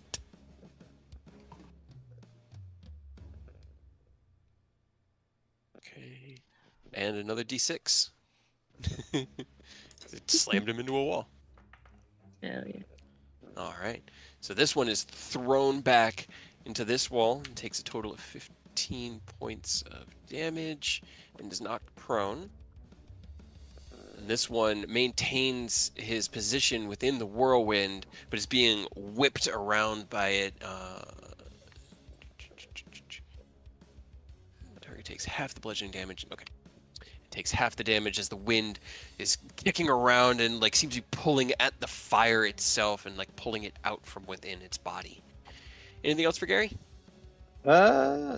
So it has multi-attack, but does his whirlwind count as his full action? It does. It Okay. does. No, I was just curious. Nope, that's all. Yep. No, it's all good. That was my own disappointment because, you know, I deal with that a lot. Right, so Aerith is currently restrained by Maximilian's Earthen Grasp, which means I that don't there have is advantage on this. reactions, do I? Don't you get a legendary? I do have legendary. So I still have reactions. It's just Mm-hmm. I You just can't move. Yeah. And You have attacks Has against you advantage have against you. advantage, and attacks that you make have disadvantage. and then I have disadvantage on dexterity saving throws. Yes. But even with advantage, a 15 and a 17 do not hit you, as the sand constructed hand holds you in place. The earthen mind flayer here drifts back down to the ground and slowly looks at you and then lashes out with its tentacles, trying to grab your head with its face. You can like pull yourself almost into the hand itself to avoid it, and it is unable to hit you. No touchy. This is not one's consensual. dead. This one, he still has his earthen. Actually, he needs to make another con save. Yeah, he still got it. Okay. So he's going to go after Mia. Mia, can you make me a strength saving throw, please? No. Okay. Oh. As this one like drifts up into the air 30 feet to kind of look down upon the group, the hand that has been going or had gone after Ken had been blown back, turns around and lashes itself around Mia. You are now restrained. And you take Don't, please. 7 points of bludgeoning damage. Ow. I said don't. Okay. That's going to be his turn. This one, if they start their turn in the air elemental, they have to do something, right? It's got like something body. I don't think so. Okay, no, that's the I think fire that's the one, I water think. one. Or the water one of them. Okay. Yeah, air is just kind of there. Just He's just airing chilling. around. Yeah. He's just. Oh no, we'll just go ahead and do. He won't be able to use his mind blast on you guys, but can you give me an intelligence saving throw for Gary? Gary. Gary. I'm sure he's very intelligent. With his -2. He is a ball of air. But that's a 17, Oh, and 17. that succeeds. Oh yeah, Gary. All his time being around Nicholas made him smarter. Psychic energy. He's stunned. He does take half damage.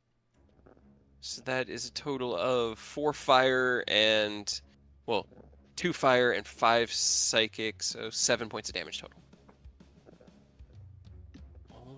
He's fine. right. Oni. Give me an intelligence save. I'm so sorry. I feel so bad. All right, now Yeah. let's just make it an 18. An 18 will succeed for sure. as you look back and see Oni continuing to Sorry, struggle. 17. Yeah, it's a DC 15, so it's Okay, that as long definitely as it hits works. Yeah. You reach out with your portent and kind of give him a pat on the back, and Oni, you feel that searing heat leave your mind, and you are once again back in control of your body. Unfortunately, it is at the end of your turn, but you're no longer stunned. Aerith, it is your turn. I'm gonna use my bonus action to Misty Step. Okay. Right here. Misty step out of the earthen grasp. And then I'm going to... Sorry. Butterfly Blade. Okay. So I'm gonna poke.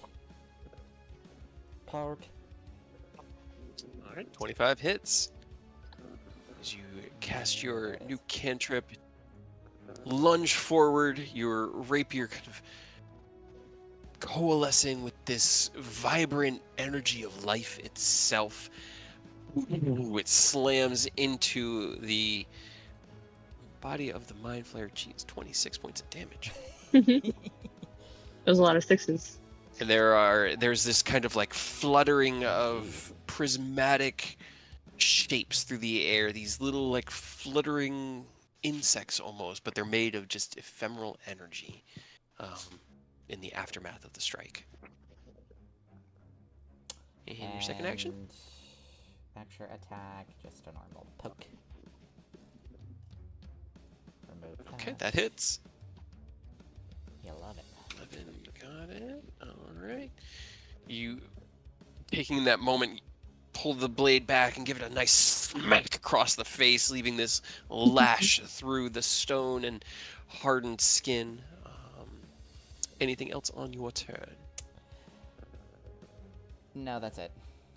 Actually, this one, he wasn't able to move. He still was able to move his hand, but he was actually in a telekinetic grasp. He would have been able to try to break it. Wait, which one? Which he actually did break. This one did, Oh. so forget everything I just said. No longer applies. Sorry, I'm trying. Okay. So as Magenta looks on perturbed, yeah, I'm sorry, Gary, but he doesn't want to hurt you guys, but Gary is an elemental. Expendable. Can you give me an intelligence saving throw from Gary? Or Gary. Always having to make intelligence saving throw. Definitely pass this one. Uh-huh. Sorry, Gary. Oh my god, and 2 of them passed, so that's just... Oh. You're hurting Gary for no reason. I mean, I stunned one of them. Poor Gary. 48 plus 4. So Gary takes 15 psychic damage. This one in front of... and is stunned, unfortunately. This one takes 7 and is not stunned. The second one I rolled was 7, so he is stunned. And this one The also one condition he's not immune to. He is Yeah. immune to every condition except for stun. Okay, but that is Magenta's turn as Aerith clears the field a little bit. He closes the gap and seeing a cone with 3 enemies in it, releases his Mind Blast. Nick, it's your turn. Poor Gary. I know. He's such a bro. He really is. Sucks not having damaging spells. But slow is just as effective. And first need to remember how big it is, so give me a second. It's 8 squares 40. to Six the side. creatures in a 40-foot cube. 1, 2, 3. And you 4, do get to 5. choose, so you can do it on top of other people. Well, that is absolutely massive. That's pretty much the size. Actually, sorry, it'd be like that big. Ish. Okay, and I can choose who's affected by it. Yes. Yep. For slow, you get to choose, which is nice. So I guess just move it to. 'Cause I can get everyone in there, can I? Yeah, you can get everyone in there. All right, yeah, Yeah. let's just get everyone in there. Alrighty. Everyone. And what's your spell save DC again? 22. 22. Dexterity saving throw. They all failed. Uh, As you reach out the spell, you feel it. Did you target Magenta with it, or did you I'm leave not him out? targeting Magenta. I'm not Okay. as much as I dislike mind flares Not and he yet. attacked Curious. Gary. That was why I was curious. All right, you He's on reach thin out, ice. He's on and very thin ice. all of the enemy mind flares seem to grind to this like almost comedic halt as time is slowed down around them. I'm gonna hide behind this rock right here. I can either action, bonus action, or move, so I think I'm gonna this one. I'll be right back. Action. Eric, can you give me a strength saving? I don't wanna. Actually, I'm sorry. It's just a strength check, but that's Oh. that's Doesn't any even better. matter. Is I it don't have any- proficiency. Yeah. Okay. That's what I figured. I don't think he can roll under under a 3 with his intelligence check. So at the start of your turn, even though actually he's, it is technically casting a spell. Let me see. It's D20. I rolled a 14, so he does get his spell off this turn. Can I Well, I guess counterspell? Nick needed to roll. What? They're not casting a spell. He's using an ability that Getting my mimics a hopes spell. up. But I know. So it can't be counterspell, but it still does require the time that slow would have an effect. But I guess it's something that Nick rolls. Yeah, he needs to roll, because if it's 11 or higher, the spell doesn't go until the next turn. Yeah, and he just stepped away. Right?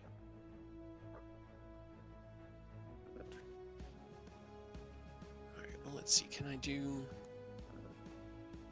This one will...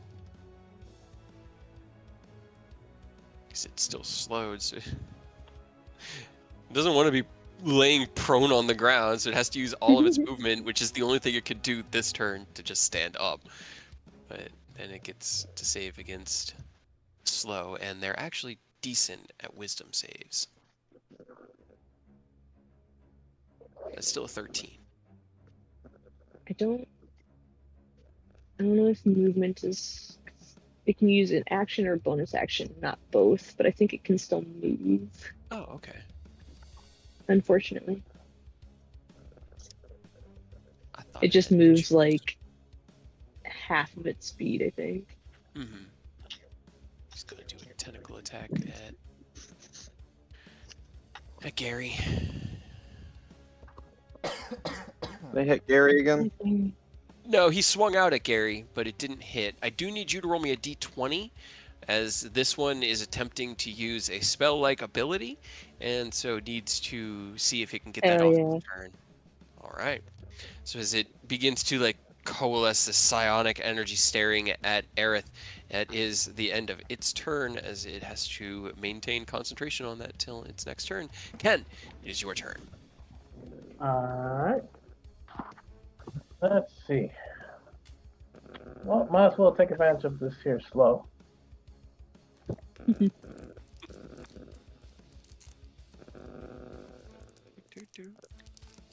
You don't, I mean, they get -2 to their AC. That hits.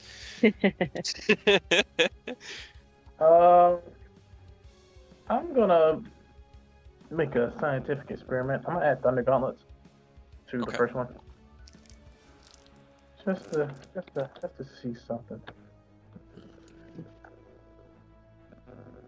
Yeah, hopefully if it's anything like those rock snakes, it does work for us.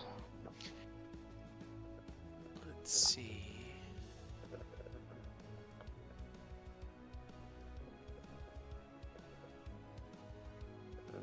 Because that is a good thought that I had not actually had yet. So let me make sure I do everything correctly. I'm just considering things in my head, like. Mhm.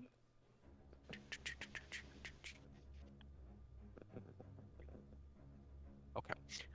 So as you strike out with the Thunder Gauntlets, there is a slight difference in the anatomy of these creatures. While their skin is hardened and has these crystalline growths in it, the snakes that you fought seem to be almost completely made of stone. They're not vulnerable to thunder, but they're also not resistant to the slashing, piercing that the other snakes had. So it does normal damage. That's still 29. And Okay. your second attack? Very good. Because I knew there was like a little bit of a balance there.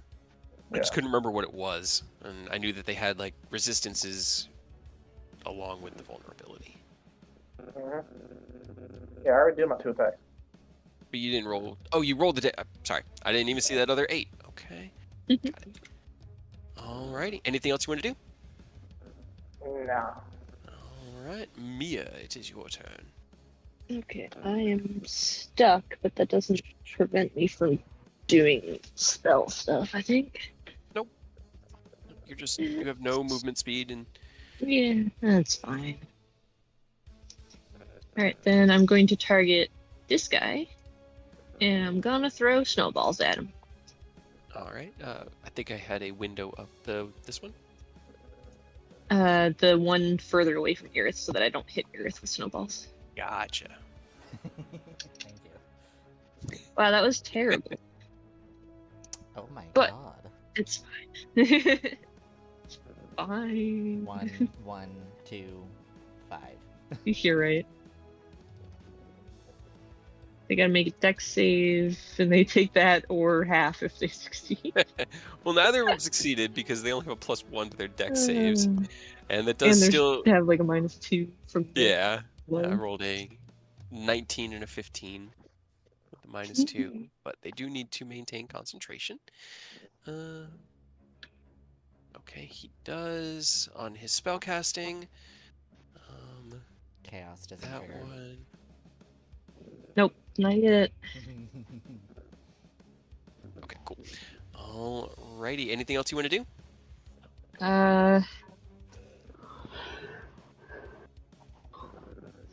Not really. I can't move, and I don't want to take the action to try to get out. So, Okay. Go ahead and make me an intelligence save for Gary. poor kid. Come on, Gary. Oh, Gary's still stunned. You're still Um, stunned. This one is going to.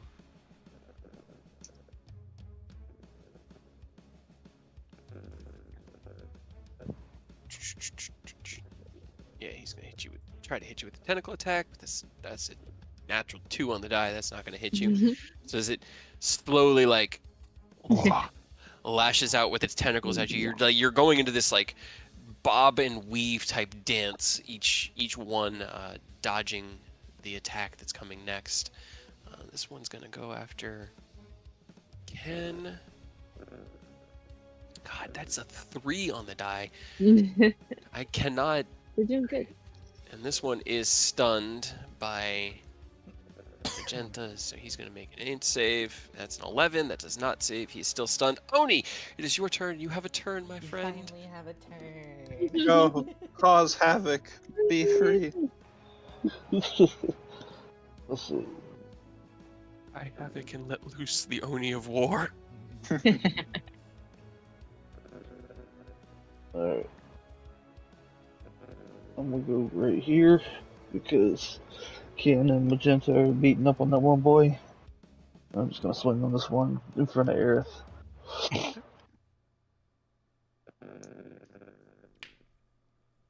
-2 to their AC. That Yeah, that definitely hits. I just want to go ahead and click this so I can turn the blade off. All right. The first attack hits with a resounding sound shockwave. The second one follows up and destroys. This one isn't blown apart like the one Mia hit, but as you hit it, like the bones within its body crunch, and it kind of just goes limp and falls dead on the ground. It hit 5 hit points. I knew you were gonna do enough. Then I'll just turn to this guy and finish You're out my next. other attacks on him. Yeah. Okay. He's not gonna get his spell. Oh no. Fuck your spell. Alright, 11 damage. And we're gonna flurry of blows to just finish it out. Alright, 26 hits. That's 25. He needs to make another save. Natural 20. Okay, okay. Alright. He's still and there. go ahead and move him over the remains of his other boy. Alright. As you close the gap, boom, boom, 2 heavy hits on the first one, and as its body goes limp against the wall and falls into the sand, you kick out, and with 2 heavy wham, wham, the final hit, causing it to stagger forward into the space on top of its friend's body and closer to Aerith. Why, hello? Aerith, what would you like to do? Oh, hi. I'd like to poke him. I was just shy of being able to go over there to flank for you. That's what I had planned to do, but then I realized I only have 5 more movements. No dice. Aw. That's fine. And I go poke. This Roll me is with damage. Butterfly blade. Okay. Yeah, that's so. How does your butterfly blade kill an earth aspect mind flayer? The little sprites just go into his eyeballs and explode his mind. Okay. As you You literally flick out blow the this man's rapier, mind. casting your butterfly blade, it's once again coalesced with it previously had been this radiant, like golden, silverish, almost light blue color, like this mix of those 3, kind of just that light spectrum that you would hit with. And now, as you find your mind clearer, the nature of magic becomes a little bit more accessible. No longer being fueled entirely by divine power, you can draw into your own history, your own energies and desires, and as you cast your butterfly blade, it drives in, and these little sparks of light emanate out, taking on the prismatic colors of the rainbow, turning into butterflies, and as they just flow into the mind flayer through its eyes and up into the strange gap that exists where its mouth should be, it just in radiant, colorful, prismatic light. You flick the rapier. You still have another attack. Oh shit, you're right. It's not dead yet? I mean, it's dead. That one is very dead. But you still have your gun. Couple targets. I can. I have a tickle on my throat.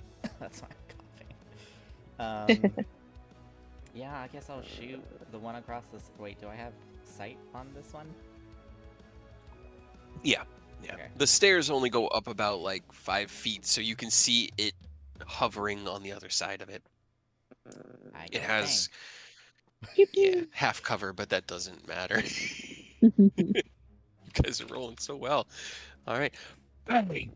You fire out the sound of the Sicarius, more of this like whine and crack as the arcane core coalesces energy and releases it in this bolt, slams into the mind flayer on the opposite side of the stairs. Anything else you want to do? No, that's all I got. Alrighty. It is going to... Oh my god. Nice. None of my tentacle attacks are hitting, guys. I just want to eat someone's brain. Let me eat. I just want to eat a mind flayer's brain. Just let me eat a mind flayer's brain. Stop eating brains. No. All right. So Not allowed. actually, we'll have him. Honestly, it's probably a good thing. He'll eat the brain and then he'll get corrupted by it. Still doesn't hit the AC even with slow. It's he swings around to the other side of Ken and lashes out with his tentacles, but as the earth aspected one is still engaged in combat with Ken, he is unable to grasp the tasty noggin before him. Nicholas, it's your turn. I love how far away you. Yeah. It's like nobody all over again. Yep. But for a very different reason. No point getting fancy if I don't need to. It's just mind sliver. Okay, on the closest one? Yes. Probably the only one he can reach. Intelligence saving throw. Should be a That is- 22. I but- rolled a 22 because intelligence saves they actually have. So as you reach out with Wait, your, hold on. I'll make him roll it again. he's such a monster. 25. No. You did it better. Did I have to triggering? Okay, must re-roll and use the. Okay, I just wanted to make sure I was doing it right. All right. Okay. So as you reach out into the mind of this creature with your arcane spell, you attempt to sliver off a piece of it, and it's just like hitting a chunk of stone. There is no reaction, unfortunately. Alright. Bonus action, instead of tenetically shoving, I'm tenetically slapping him. Okay. 0 damage, but you Oh, can still get Mia, slapped. Who gets the? Oh, you gave it to Ken. Never mind. To Ken, yeah, because he goes next. Alrighty. This one, still slowed, is going to. I don't really.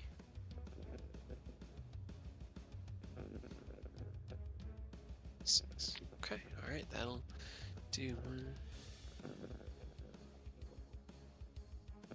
Oop. That I didn't want the square. Square. Can I get intelligence saves from Mia and Ken, please? Oh. See, this is why you run far away. Well, if you need it, you have advantage, Ken. I don't think you need it, but you said intelligence save. Mm-hmm. Okay. Okay. You both take a total of 3 psychic, and the earth one does 5 poison damage as this one kind of like rears back into itself, and it's like looking at a dragon's breath, but as its head cocks forward, the tentacles like flay out in this obscene, grotesque, like just opening, and out of its mouth is this greenish ichor that doesn't seem to be affected by gravity. It's just this almost like the manifestation of the idea of poison itself taking up the cone. And as it hits the two of you, you're both disgusted by it, but neither of you are stunned or poisoned. And Did he hit Gary? he did hit Gary too. I forgot about Gary. Can I get an No. in save from Gary? He was actually aiming at Gary. Like, Poor Gary! He's already stunned! Gary. Oh, Gary, no. What was Okay. the damage again? Total for you was I'm just 8, doing okay. halves. 8. Yeah, 8 total. Yeah. All right, that'll be his turn. Ken, it is your turn. Oh, he gets a wisdom save against slow. It's a natural 1. They have advantage against arcane. You know, I bet they do. They do. Okay. That's still a 12. All right, that hits. 9 piercing. All right. That hits.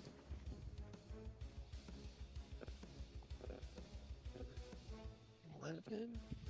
All right, he's getting there, but not quite yet. One heavy hit or a couple of lighter ones, you'd estimate. Okay. I'll leave it at that. Okay. Mia, your turn. I'm still stuck, but that's okay. Actually, that Don't one need is to- dead. Oh, okay. The Well, I one still don't that really you need to move. grabbed. I'm going to. Sure, all of the grasps are gone now. Spells level. Okay. So 1 sorcery point to twin spell. I'm going to twin spell Chaos Bolt Okay. towards the 2 in the back by Gary. Okay. Roll me your 2 attack rolls. Chaos Bolt. Chaos Bolt. Both of those hit. Chaos. Oh my. Hell yeah. And Chaos Bolt. Neither And of then I them rolled jump, 8. unfortunately. So, well, Oh, no. Oh, I gotta roll the same on the both yeah, dice. you have roll to the roll it. same and then it jumps. Dang. Still. So, thunder or psychic or then fire or lightning. So I'll do thunder, I guess. Okay. For the first one, and then lightning on the second. Okay. So as you cast the spell, reach out with your left hand and kind of flick your wrist, and the spell just splits itself in the middle of the air. These 2 warbling balls of energy soaring across the distance. They split and diverge, going around Gary from either side, and right before they hit, the first one takes on, it was thunder, right? The first one, yes. Yeah, it takes on this like Thunder and lightning. clear warbling energy, and it slams into him with a loud crack. The second one turns into a blue bolt of lightning that slams into it with hardly a sound, but this like crackling kind of discharge. Anything else you want to do? Well, I have to roll a 20. Nope. So So you got wild magic. 53 or 97. 97, you are surrounded Like by the faint higher ethereal ones. music for the next minute. Oh, well, that's boring. 53, you are immune to being intoxicated by alcohol for the next 5 to 6 days. That one's also unfortunate. I guess I'll do the music one then, I suppose. You begin to hear the battle music. Hell yeah. From 20. What the heck? Does anyone else hear music? Give me an int save for Gary. No, Gary. Gary, Yeah. you're doing your job Oh, as God. bending the Okay. shield quite well. He is. He's got them pinned in the corner. Sky, I Oh, know, honey.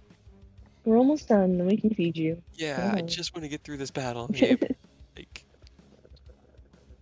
all right.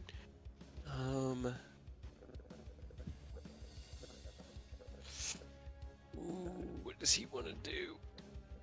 Because he's still slowed. Can they roll to get out of slow? Yeah, they get a save at the end of every turn. Oh, I just okay. have not been able to Been doing save. well. Perfect.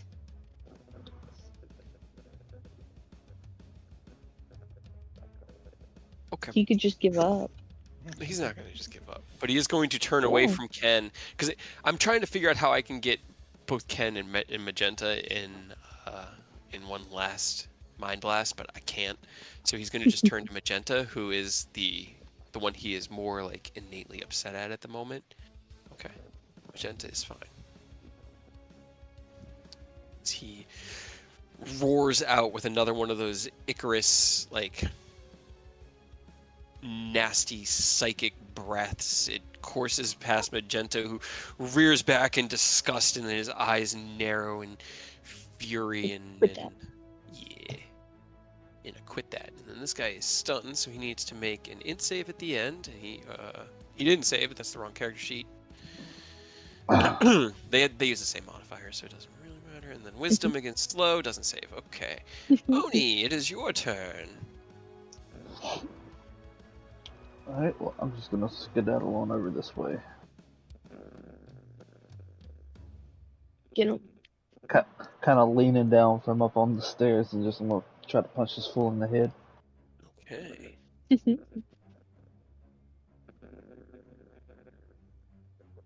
Yep. That definitely hits. 27. Okay. He's looking pretty weak. You do have advantage as he is stunned and slowed. Okay. Well, that'll just be the first swing then. Okay.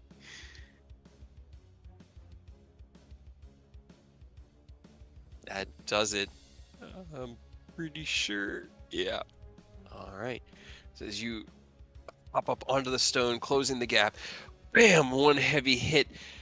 The second one just sends the head completely off the body. This weird magma-like blood dripping from the wound, and as the body slumps to the ground, it just sort of like pools into lava and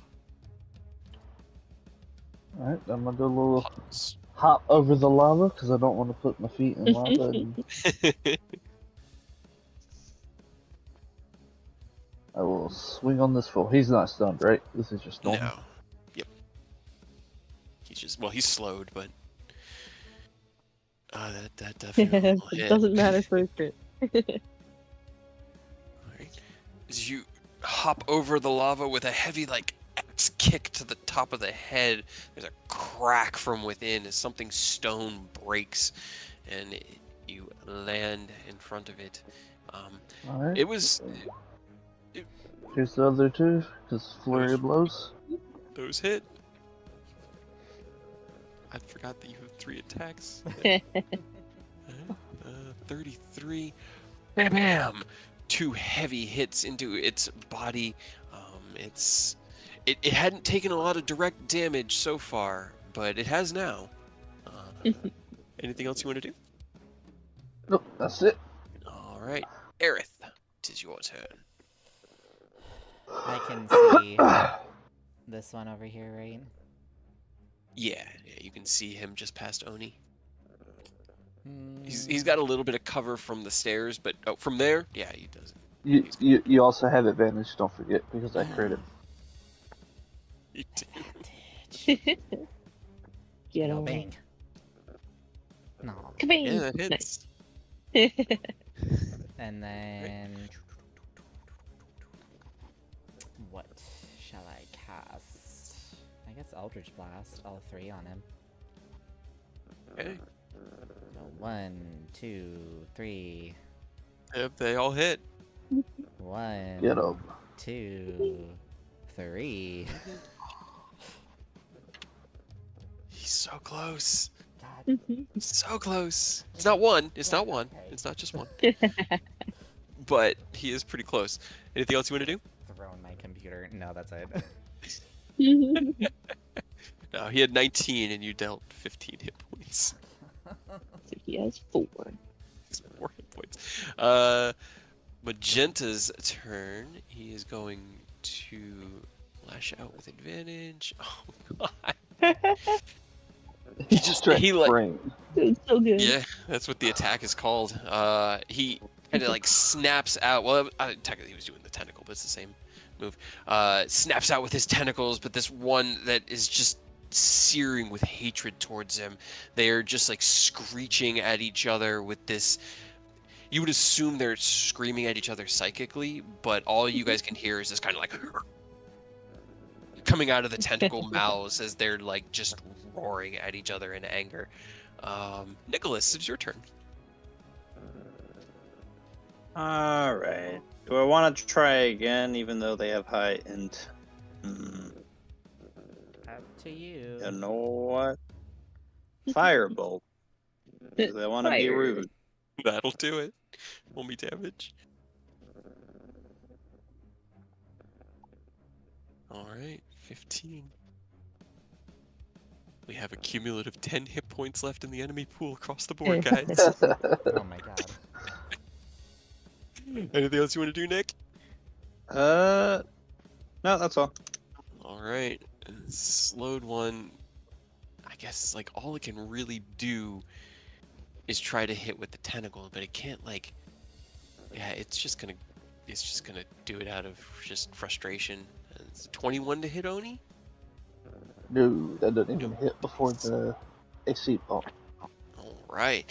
As you kind of take into your combative stance with this one, kicking it, knocking it away, it lashes out with its tentacles. You twist as they close the gap, and then you will have your reaction there in a moment.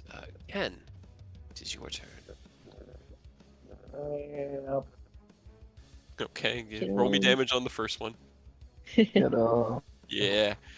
All right. As the earth aspected one and Magenta roar at each other, Magenta slashes out with its tentacles, attempting to grapple him in the way that only a Mind Flayer knows how to do. You level Nidhogg and drive the spike forward, passing through the neck and right out of the like maw mouth of the Illithid. As it goes limp on your arm, you shuck it to the ground and it falls in a almost dissolving slump of green ichor. I'll just give a quick nod to Magenta and then like get up here. Do I have line of sight on this guy? Yeah, he's got like partial cover, but your modifiers, he's got an AC of 16 right now. take the shot. Yeah, Yeah, take a I'm shot. gonna go for it. And that hits. Hey, I know Right. you don't need it, but you can feel free to fish for a crit just for narrative points, because that is the one I crit, so you have advantage. Might as well. Might as well. Oh. Those are still really good rolls. And as you shuck the body of this one to the ground, you kind of dart 5 feet over to the right while you retract Nidhogg, lowering Vidofnir on your shoulder. You line up the shot. A shot over from your shoulder-mounted cannon across the battlefield, past the stunned Gary, and as Oni kind of goes in to make for his follow-up strikes, the blast passes through the head of this Mind Flayer, and it is destroyed. Falls to the ground in a slump, and we are out of initiative. So I need to feed my dog because she's driving me absolutely crazy pants. So I'll be right back. Yeah. Quick break. It's a quick break, and then we can continue.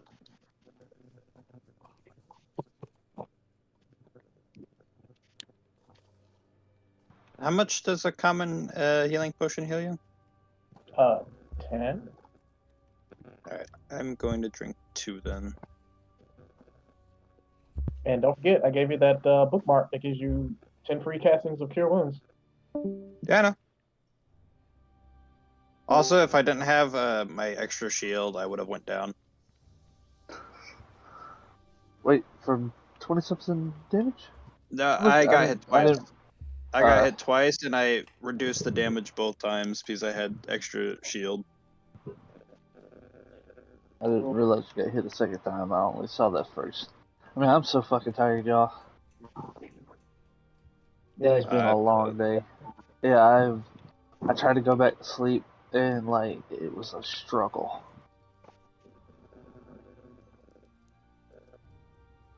I don't know how long I'll be able to last today either.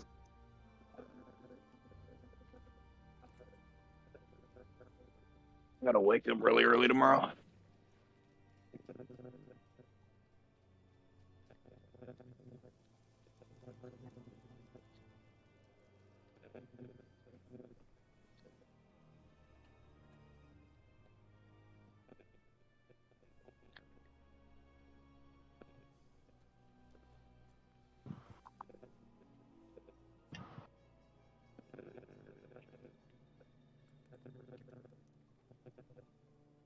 Let's see. While we have a second, then I think Oni's gonna do a quick second wind, just in case.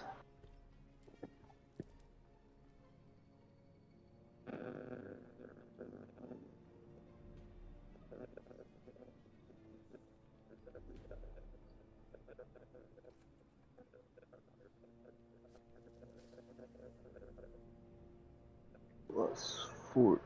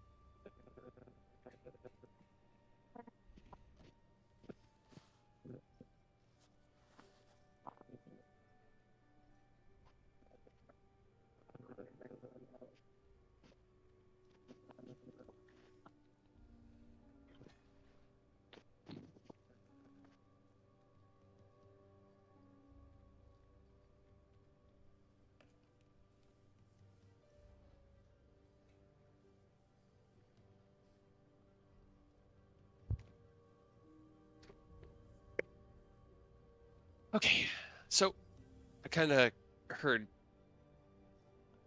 from G. Did we want to maybe call it here?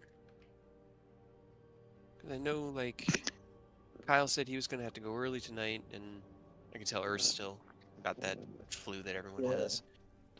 Yeah, no, it's all good. I mean, I'm still good to go a little while, but like, I think for sure I would want to at least stop at like our normal 4 hour if we keep going, because Yeah. I'm fucking tired. I can tell, man. Like, it is just... I was there this week. I put it up there. It drains you so bad. I didn't realize how bad I had been feeling until I took medicine and like it hit my stomach, and 6 hours later I was like, it was like a veil for the last 2 weeks was taken off my head, and I was like, holy shit, I have been really sick. So I feel it, and like I've got the narrative up to the next part of this ready, but honestly, this was the battle map that I had ready for tonight, and if we wait till next week, we're good there. If not, we can keep going and see what more you guys can uncover. I mean, I'm down, but I don't want to, don't push it, Yeah, that's kind of how I'm feeling too. You know, I can always switch over and play some more Satisfactory or hop back on Unite and have fun. I introduced my elementally aspected mind flayers. You No, took they- mind flares, which Let's are be real. terrible, and you made Let's them be worse. real. Let's be real. Tempered mind players. Do you want to see the AI art that I had created for them, like the full the tokens are taken Hell from? yeah, I do. For sure. Yep. It's so good. Let's see where. So I'm only going to show you the ones that you've seen so far. Oh, you're not So going to show us far. the other two elements? Not yet. Not gonna give us any spoilers. Battle maps. Date modified. There we go. Okay, so here was the one that I had created for the Earth ones. Gross.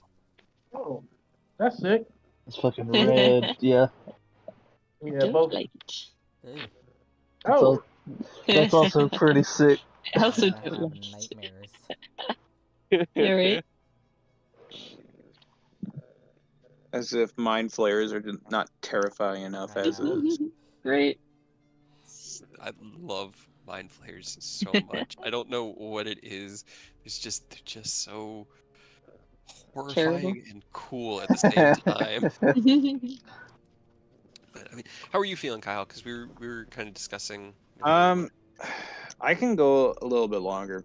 It's fine by me. I just know probably by 10 I will have to be done. Yeah.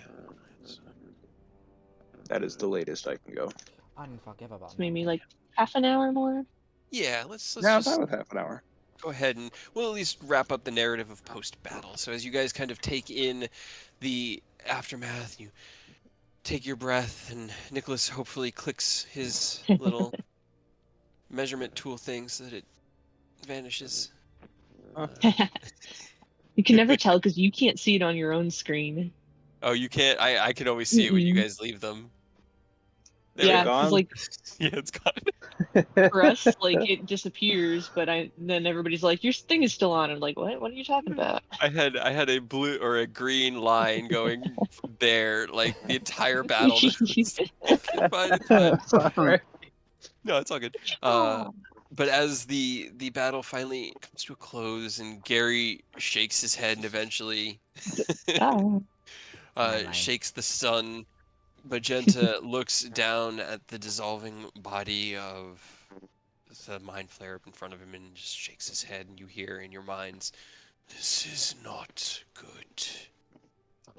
Them melting? I'm Yeah. sure it's fine. The level of corruption necessary to alter an Illithid on this level.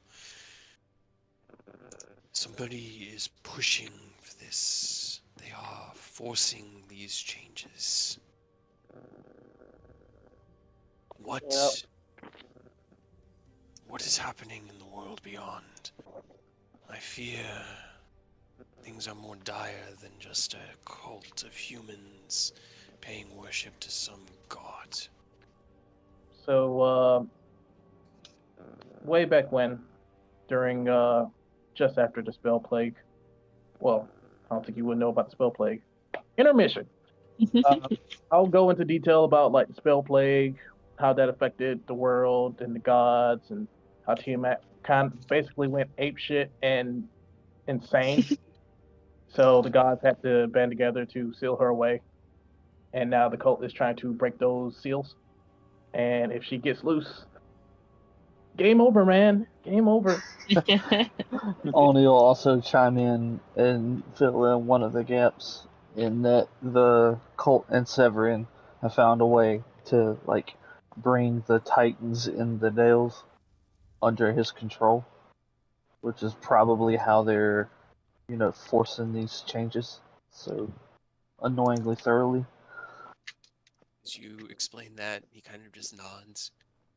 That would be the only way to cause such drastic evolution so quickly.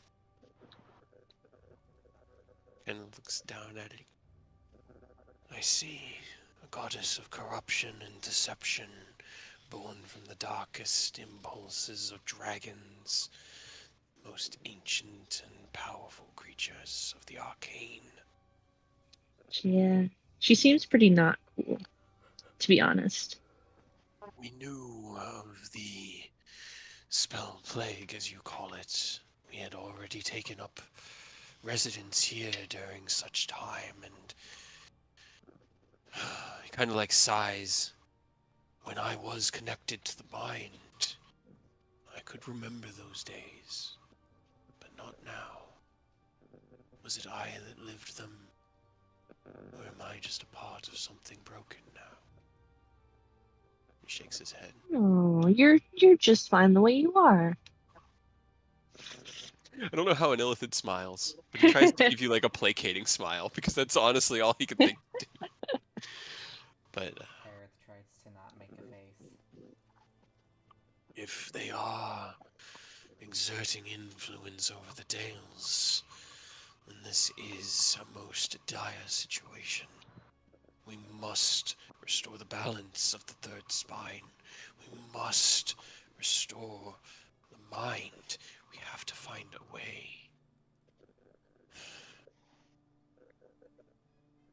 We have to. Like I said, easy. We just kill it, right?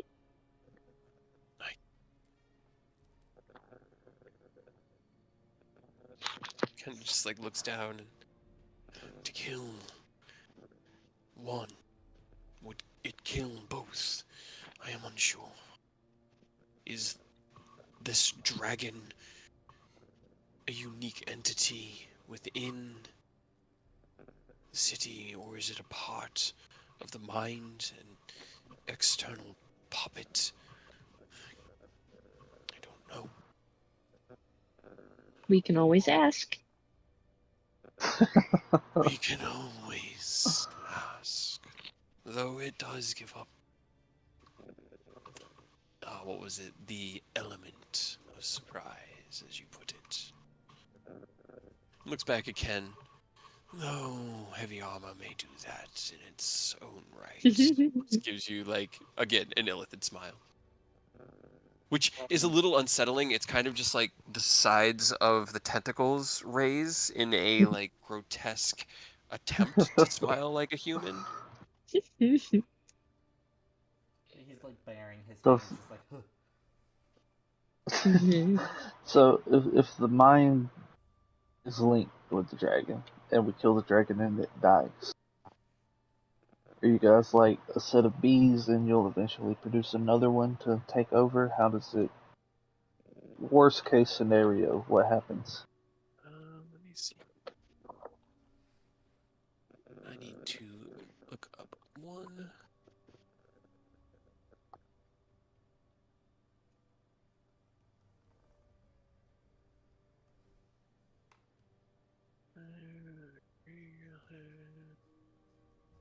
Because whether or not like one of them gets a promotion really determines how we go about my flared dragon. Right? We just Magenta, you can take over and you'll just be the leader of your people, right? And it looks and goes, I do not know. The brain, the mind has existed for time immemorial. None of mine have ever known where it came from or how it sprang to be. If it is destroyed, I would reach to the second or fourth minds, attempt to make contact with their colonies, and perhaps we could expand the domains of influence to cover this vertebrae. But it is an unprecedented situation that we find ourselves navigating. Mia just raises one hand. Yes. How many brains are there in this spine? I didn't think spines had brains. Spine of the world. It serves as a border between that which would destroy all that which must flourish. The chaotic elements of the Dales need to be contained. On this side by the spine, and on the far ends by great swaths of desert and a massive ocean. Kind of just like looks between you all. There are 14 colonies littered through the spine, through conduits that we call vertebrae. These See, that sounds like plenty. Oh, it is and it isn't. It stretches thousands of miles from the Arctic cold to the humid and overgrown Mediterranean climates to the south. Our area of influence, our region, has never fallen like this. I do not know whether or not the others have resources. Pick up the slack. But these are all worst case scenarios. It is possible the brain survives, if we can find a way to preserve it, or to sever it from the dragon before killing it. Perhaps I can restore my people. What if we scoop its brain out and put your big brain, the mind or whatever, in it? Kind of like looks out. I do not think my brain would be adequate. The elder brain is a construct, dozens of feet long, weighing thousands of pounds, and yet capable of suspending itself in a psionic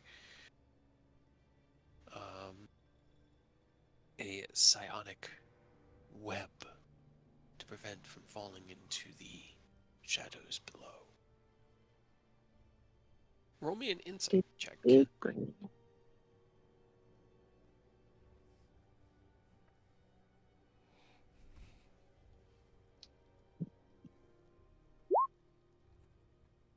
You think about it, if the corruption was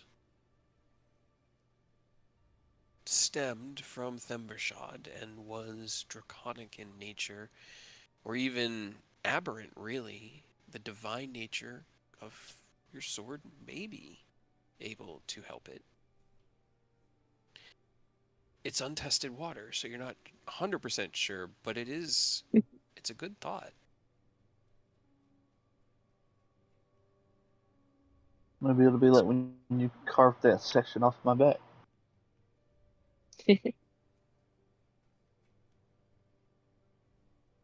just excised the part of, Thumbershad out of the Easy. mine. If the Guardians placed here to be believed, Thembershad is no more. This new entity calls itself Psionashad, whatever that may indicate. So maybe. Is it like Scion, like Scion, or Scion, like psionic? No, PS, like, Okay, so like psionic. Alright. yeah. So I was thinking, Cyanotrad. You can hear a silent P in your mind whenever you say the name. maybe I could use justice to extract the corrupting influence of Thimmershod from the brain, and maybe that could purify it. I mean, it helped with getting rid of that aberrant disease from you, Oni. So maybe. Kinda like Never hurt to try. if you are possessing of such purifying power, I would implore you to attempt it. Yeah, I'll try. Psionic chat. No one should be under the rule of the chromatics. Everyone deserves a choice. Kind of like nods, but there's almost like a little bit of hesitation behind this one. Like Yeah, he's 'cause they like give kind people of choices. agreeing with you, but you're not entirely sure if he's agreeing with you. He's not trying to deceive you. It's just kind of in We're the middle. dealing with a literal hive mind here. Yeah. Fine. Well, he looks back. If there had been more guards posted at the gatehouse, they probably would have come out by now. Shall we head inside and recover our lost strength before pressing forward?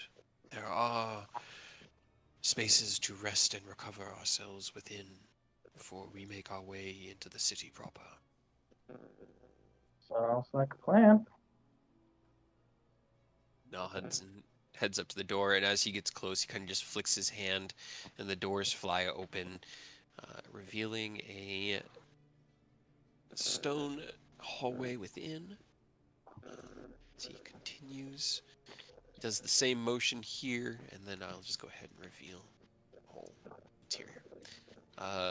The gatehouse itself is broken up into two kind of like, there's a barracks room, which the beds here are less like lay down in like they are in the art, and they're more like medical chairs. They have like a slight angle to them where you kind of like rest in them and they support your limbs, and then it's more of like it doesn't look Lounge particularly chairs. comfortable. Yeah, but it's not like thick. It's almost like perfectly designed to fit the contours of your body. So there's no room to really like roll or move. You just sort of like recline Sounds into it and go terrible. to sleep. Yeah, it's definitely not great. But he'll lead you in. And if you need to see to any armaments or repairs, there's a small space over. And he motions this way. There are areas to recline and rest here. And then once we are ready, we can continue in, and he motions that way. And this side, there isn't even like really a gatehouse. You could just see that the stalagmites kind of coalesce back on the other side, and there's a stairway that heads down into a like winding, purplish pink passageway. Do you have any real beds? We have not required them in many, many years. No. But if you would not mind, I would not be opposed to a kind of like sits down on the stairs. A short respite. He's at half health, so he's going to go ahead and use some hit dice. We take a short rest here. Can everybody roll me an insight check, please? Insight. I'm so good at those. Oh, I should not be at advantage. That was a 3 and a 2. Alright, damn. Ken, man, with the narrative insight checks, you always get, like... Okay, so as you guys take a short rest here and kind of, like... relax as much as you can, the area around you has been filled with this almost like pressure. You can feel something there at the edge of your subconscious, but it's not as invasive as you would have feared. You keep feeling for a lair effect, Ken. Some sort of indication that a powerful dragon is imposing its will on here, and you can feel that the air down here is warm and humid. It's thicker than you would expect a deep cave to be, but it's not like it's burning or causing any exhaustion or things like you would expect out of an ancient red dragon. Nor do you feel any sort of like psychic influence like you might expect out of something as powerful as an elder brain. It's almost suspiciously absent of lair influence. Mia, your insight is just as good, but it is from a different angle. There's an arcane web throughout all of everything. The weave. You see as magic flows from here to there and kind of pools and explodes out from places like springs and water. But since coming down here, it's grown thinner, like just less omnipresent. There's this kind of this absence of it, and as you feel around for it here, there are tiny threads of new arcane influence that are burning and kind of like trembling through the air here, but none of them seem particularly potent or strong. Almost like magic, while it works, has been absent from here for so long that it's having trouble reestablishing itself. I don't like it. I don't like it. Did anybody need to roll hit dice or anything? Yeah. Yeah. Sure. As you take a short rest, Nicholas, as you step over, I meant to do this earlier with Gary. As you kind of approach Gary, and Gary shakes the stun from himself finally, and looks back at you. 19. That was not necessarily enjoyable, but it was fun. It's fine. Oh, I'm sorry, Gary. Well, you can go back and see a sensor now if you'd like. Oh, absolutely. Go back to the elemental plane. Call me if you need me again, Nicholas. Of course, Gary, of course. Like a genie back into a bottle returns in the sensor. Pat it. Bye, Gary. I like Gary. Gary is fun. I always have to give him the dumbest names. I love it. I love it so much. But yeah, I need to find out how many hit dice he would have. Okay, he's got that many. So he's got a con mod of 1. Let's go ahead and say he's going to go ahead and roll 3 of them right now. He's going to roll 3 more. Oh, no. That's better. It's 42, 62. He's going to roll 1 more. Come on, Okay. Gary. Yeah, it's better. That's full health. Well, that was magenta. Magenta, sorry. He used 7 hit dice of his 13. That last one was one short of what he got when he rolled 3. All of earlier. it. Yeah. I know. It was real good. He was hoping for a good roll on that one because he needed 9 more. He was down 37 hit points and he got 28 and he needed 9 more. But, Oh, yeah. all right. I mean, I feel like short rests are a good narrative point, but I don't want to end us early if there's more that you guys want to do or say. So is there anything else you guys wanted to do before we wrapped up this game? Any other questions for him? Anything else you wanted to poke into? I was thinking of letting him know what I've sent so far. Oh, I'll tell the party what I've sent so far, which is kind of like, hey, so I'm not feeling that usual strong feeling of a red dragon layer, nor am I feeling a overwhelming psionic effect. It's unpleasantly quiet, if that's the right word. I don't like it. Magic is also very sad here, and it makes me sad. Alright, good to know.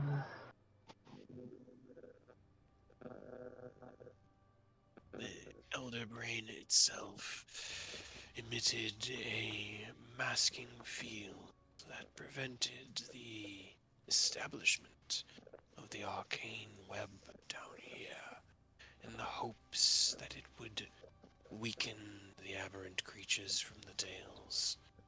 And it worked. To know that it is still in effect gives me some hope.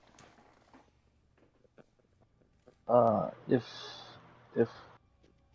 the dragon has, taken over the mind or whatever, is it gonna be able to mess with the ability to cast? If it's got the kind of strength to weaken that? That would be very bad. Let me make, because I hadn't looked actually at like Elder Brains yet, so let me just make sure I'm getting this right.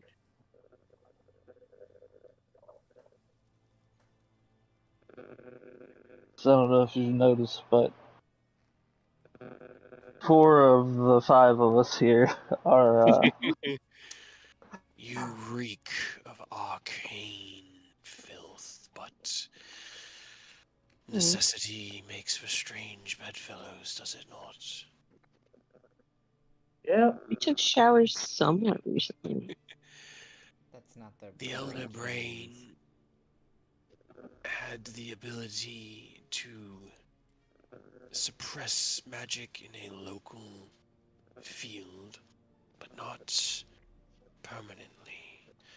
We were able to clear the area of latent arcane influence, but those of you who carry within you the spark and flame of the arcane, it does not hinder that. Prolonged exposure to this environment may cause your arcane abilities to diminish, but such things would take days or perhaps weeks to take effect. If we are quickly, it shouldn't be a problem. Yeah, let's not stay that long then, I suppose. Agreed. The Mashad's influence was one of the primary reasons for such a arcane protection, to keep the dragon's lair influence from encroaching upon our own territory.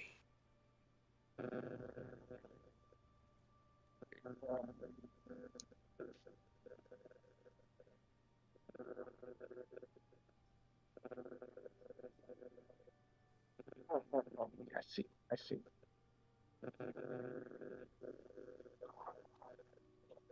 Well, I guess we'll figure it out when we get closer. We shall, and see what other things lay in store for us.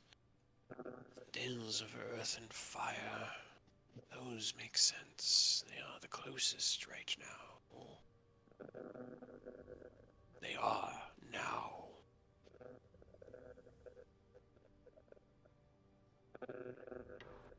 My people have fed upon that energy for millennia, and it is... He looks back down at his own hands.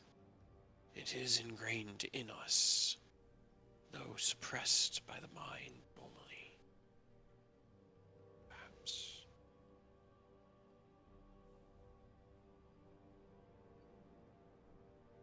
Trails off again, as he is wont to do. You don't think that was intentional? Like, super long plan to set you guys up, do you? If you're supposed to be guarding this, because last I checked, all but one of the Titans were already under their control, and it's been a while since I've been in contact with anyone that could elaborate further, so there's a good chance they might have gotten. You did get an alert before, it was a while ago, from the, I can't remember the Minotaur's name, from the Earthdale. That word had reached you that the Water Titan had fallen. Yeah. Okay, I just wanted to make sure. The only one that, because the only one that had, as far as he's aware, is the air one. No, that one they all had. The only one that hadn't fallen when you got there was the water. When you joined the party was water. And now, as far as Oni knows, they all had Was water. it? I thought that, then even more so, then, yeah, like, this could be a setup to, domino effect, take you all out. If you guys are supposed to be keeping the influence of the Dells out. You've been feeding on that energy this whole time. If they have control over them now.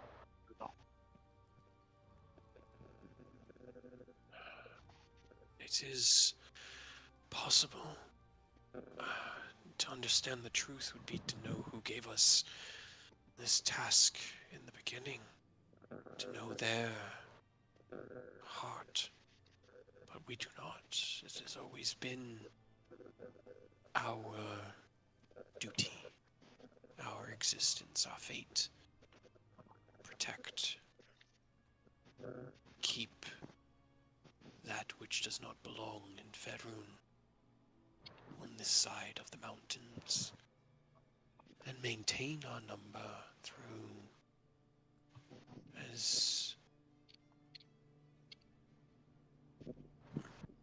kind of like stops and looks around at the group and then kind of goes as peaceful a way as possible.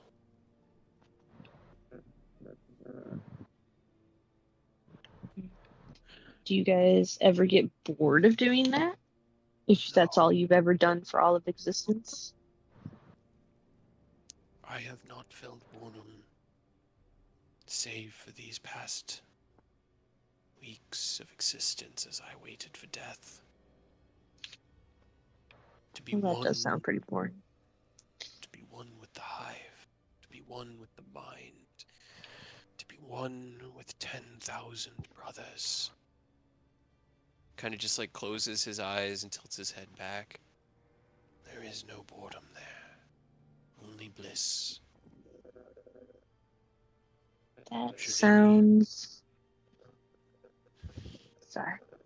No, he was just gonna. Should any wish to experience, you merely need to ask. He bows his head. Thank you. That sounds like a lot, honestly. How do you think about anything if there's 10,000 thinking all at the same time? Very carefully. How do your people move about a city without being able to know the thoughts and minds of your comrades, your fellows? I'm the wrong person to ask that. I don't know. We all have mysteries in our existence. To me, the deafening silence I hear in my own mind now, filled with only the voices of you six or you five, that is more discomfortable than anything. Why don't you think about your own things? Like, what's your favorite color? Magenta. And as he says it, the color magenta kind of flows through each of your minds, and you see it, and you can like see it as he sees it, and the feeling that he gets from it, this kind of like peaceful acceptance and love is honestly what the feeling you get as the color washes over your mind and he says the word. You get like the taste of an earthy but almost sweet kind of mushroom. The feeling of earth in your hand, like the purple soil in your hand. All of it kind of comes to your mind at once. Oh, See, that's pretty nice. I'm more partial to What platinum myself. What's your favorite animal? Kind of like looks at you and goes, "What purpose would having a favorite creature serve?" Well, it's kind of nice, and then you see that, and you're like, oh, those are super cool. And it makes you happy.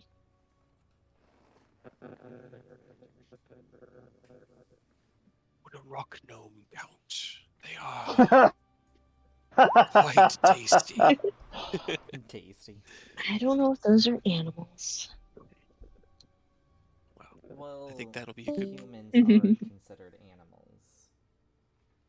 Or to humanoids. me. Yes, especially to those of us that, well,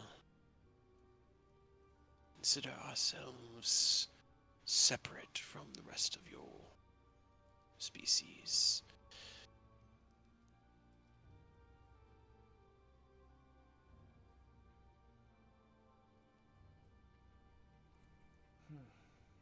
What's your favorite number?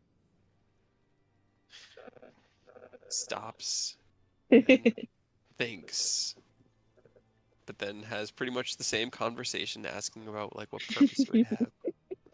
Did anybody else have anything you guys wanted to do in the long rest? Because now that Kyle's gone out, I feel like it'd be good to let Earth go get some sleep.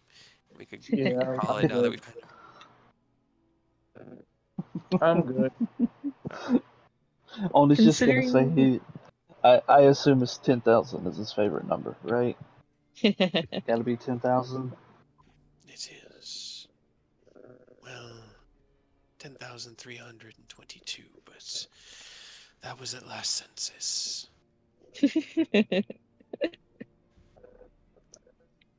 As Mia doesn't badger, but like has that kind of school kid kind of question after question after question, and Magenta calmly and stoically thinks about them, and as he gives the answers themselves, like as he answers the numbers, because you're right, Oni, that is entirely what, like, I hadn't even thought about what his favorite number would be, but that is exactly what it would have been.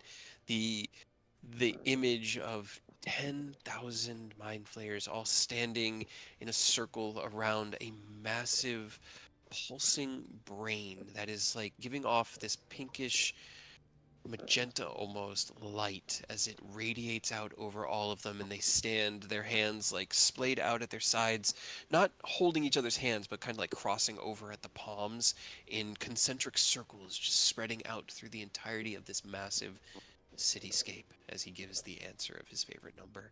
It's obvious that he loves his people, and he mourns for what's happened here and hopes there's hope that maybe one day, given enough time, he can rebuild. But after about an hour, you guys finish up your long rest, or your short rest, not a long rest, short rest. Bandage what wounds you have, kind of brush yourselves off, and Magenta heads to lead you all further into the city of Drama Shore. And that's what we'll call this week's game.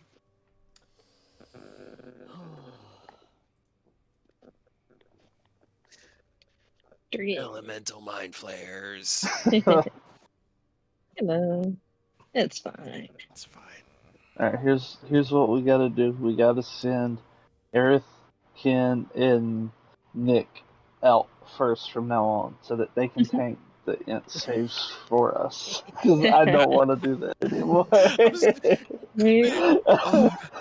I saw it and I was like, all right, it's a DC 15 though. I mean, that's a 50-50-ish shot for even the worst of them. And I'm so sorry that it was you. It was Odie who got stunned in the last battle. If it's intelligence, he doesn't have a negative, but he only has a 1 in intelligence. So yeah, it's about a flat roll. Yeah. I wish there was like the opposite of silvery barbs, where you could like give your fellow like person advantage. Forgot about that. Aurora, have you left the game yet? No. I need you to roll me a Constitution saving throw because we got up to feed the dog and I didn't look at my notes. As the battle came to a close, there was this kind of like sucking sensation within your core that pulled deep into you, like into your gut, and then radiated down in through your right arm and into the ring. You take 1 stack of exhaustion. Here we go, dude. I knew there had to be something there. At least it's just that. It's as of right now, but.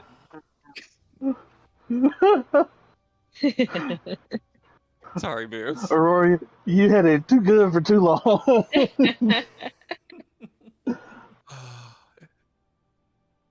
Okay. That was all I had. I was closing down my notes and I got to my notepad, which had the formula on it, and I was like, oh yeah, I forgot about that. I'm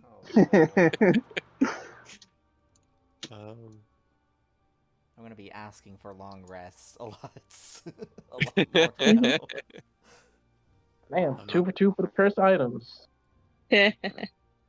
So, I mean, Rose, you want to keep this item now? Hell yeah, I'll take it. I mean, you know, Rose does, but like, come on, I don't need to be awake.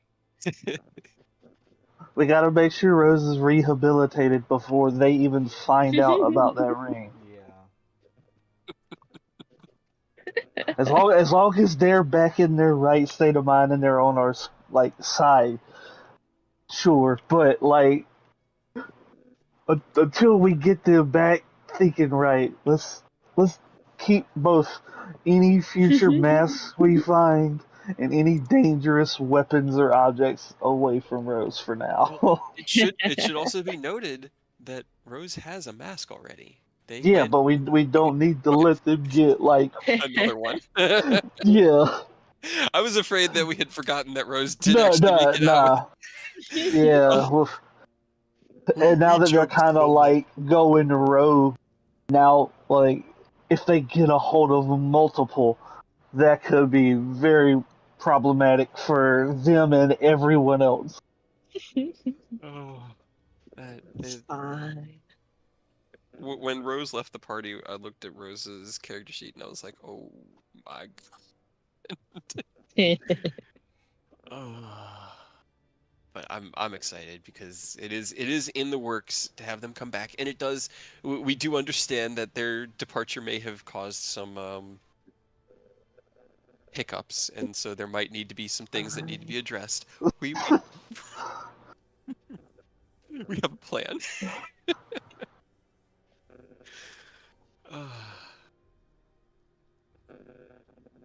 Dude, Earth. I was playing, or I hopped back into Unite because I don't know, I got the OLED a while ago,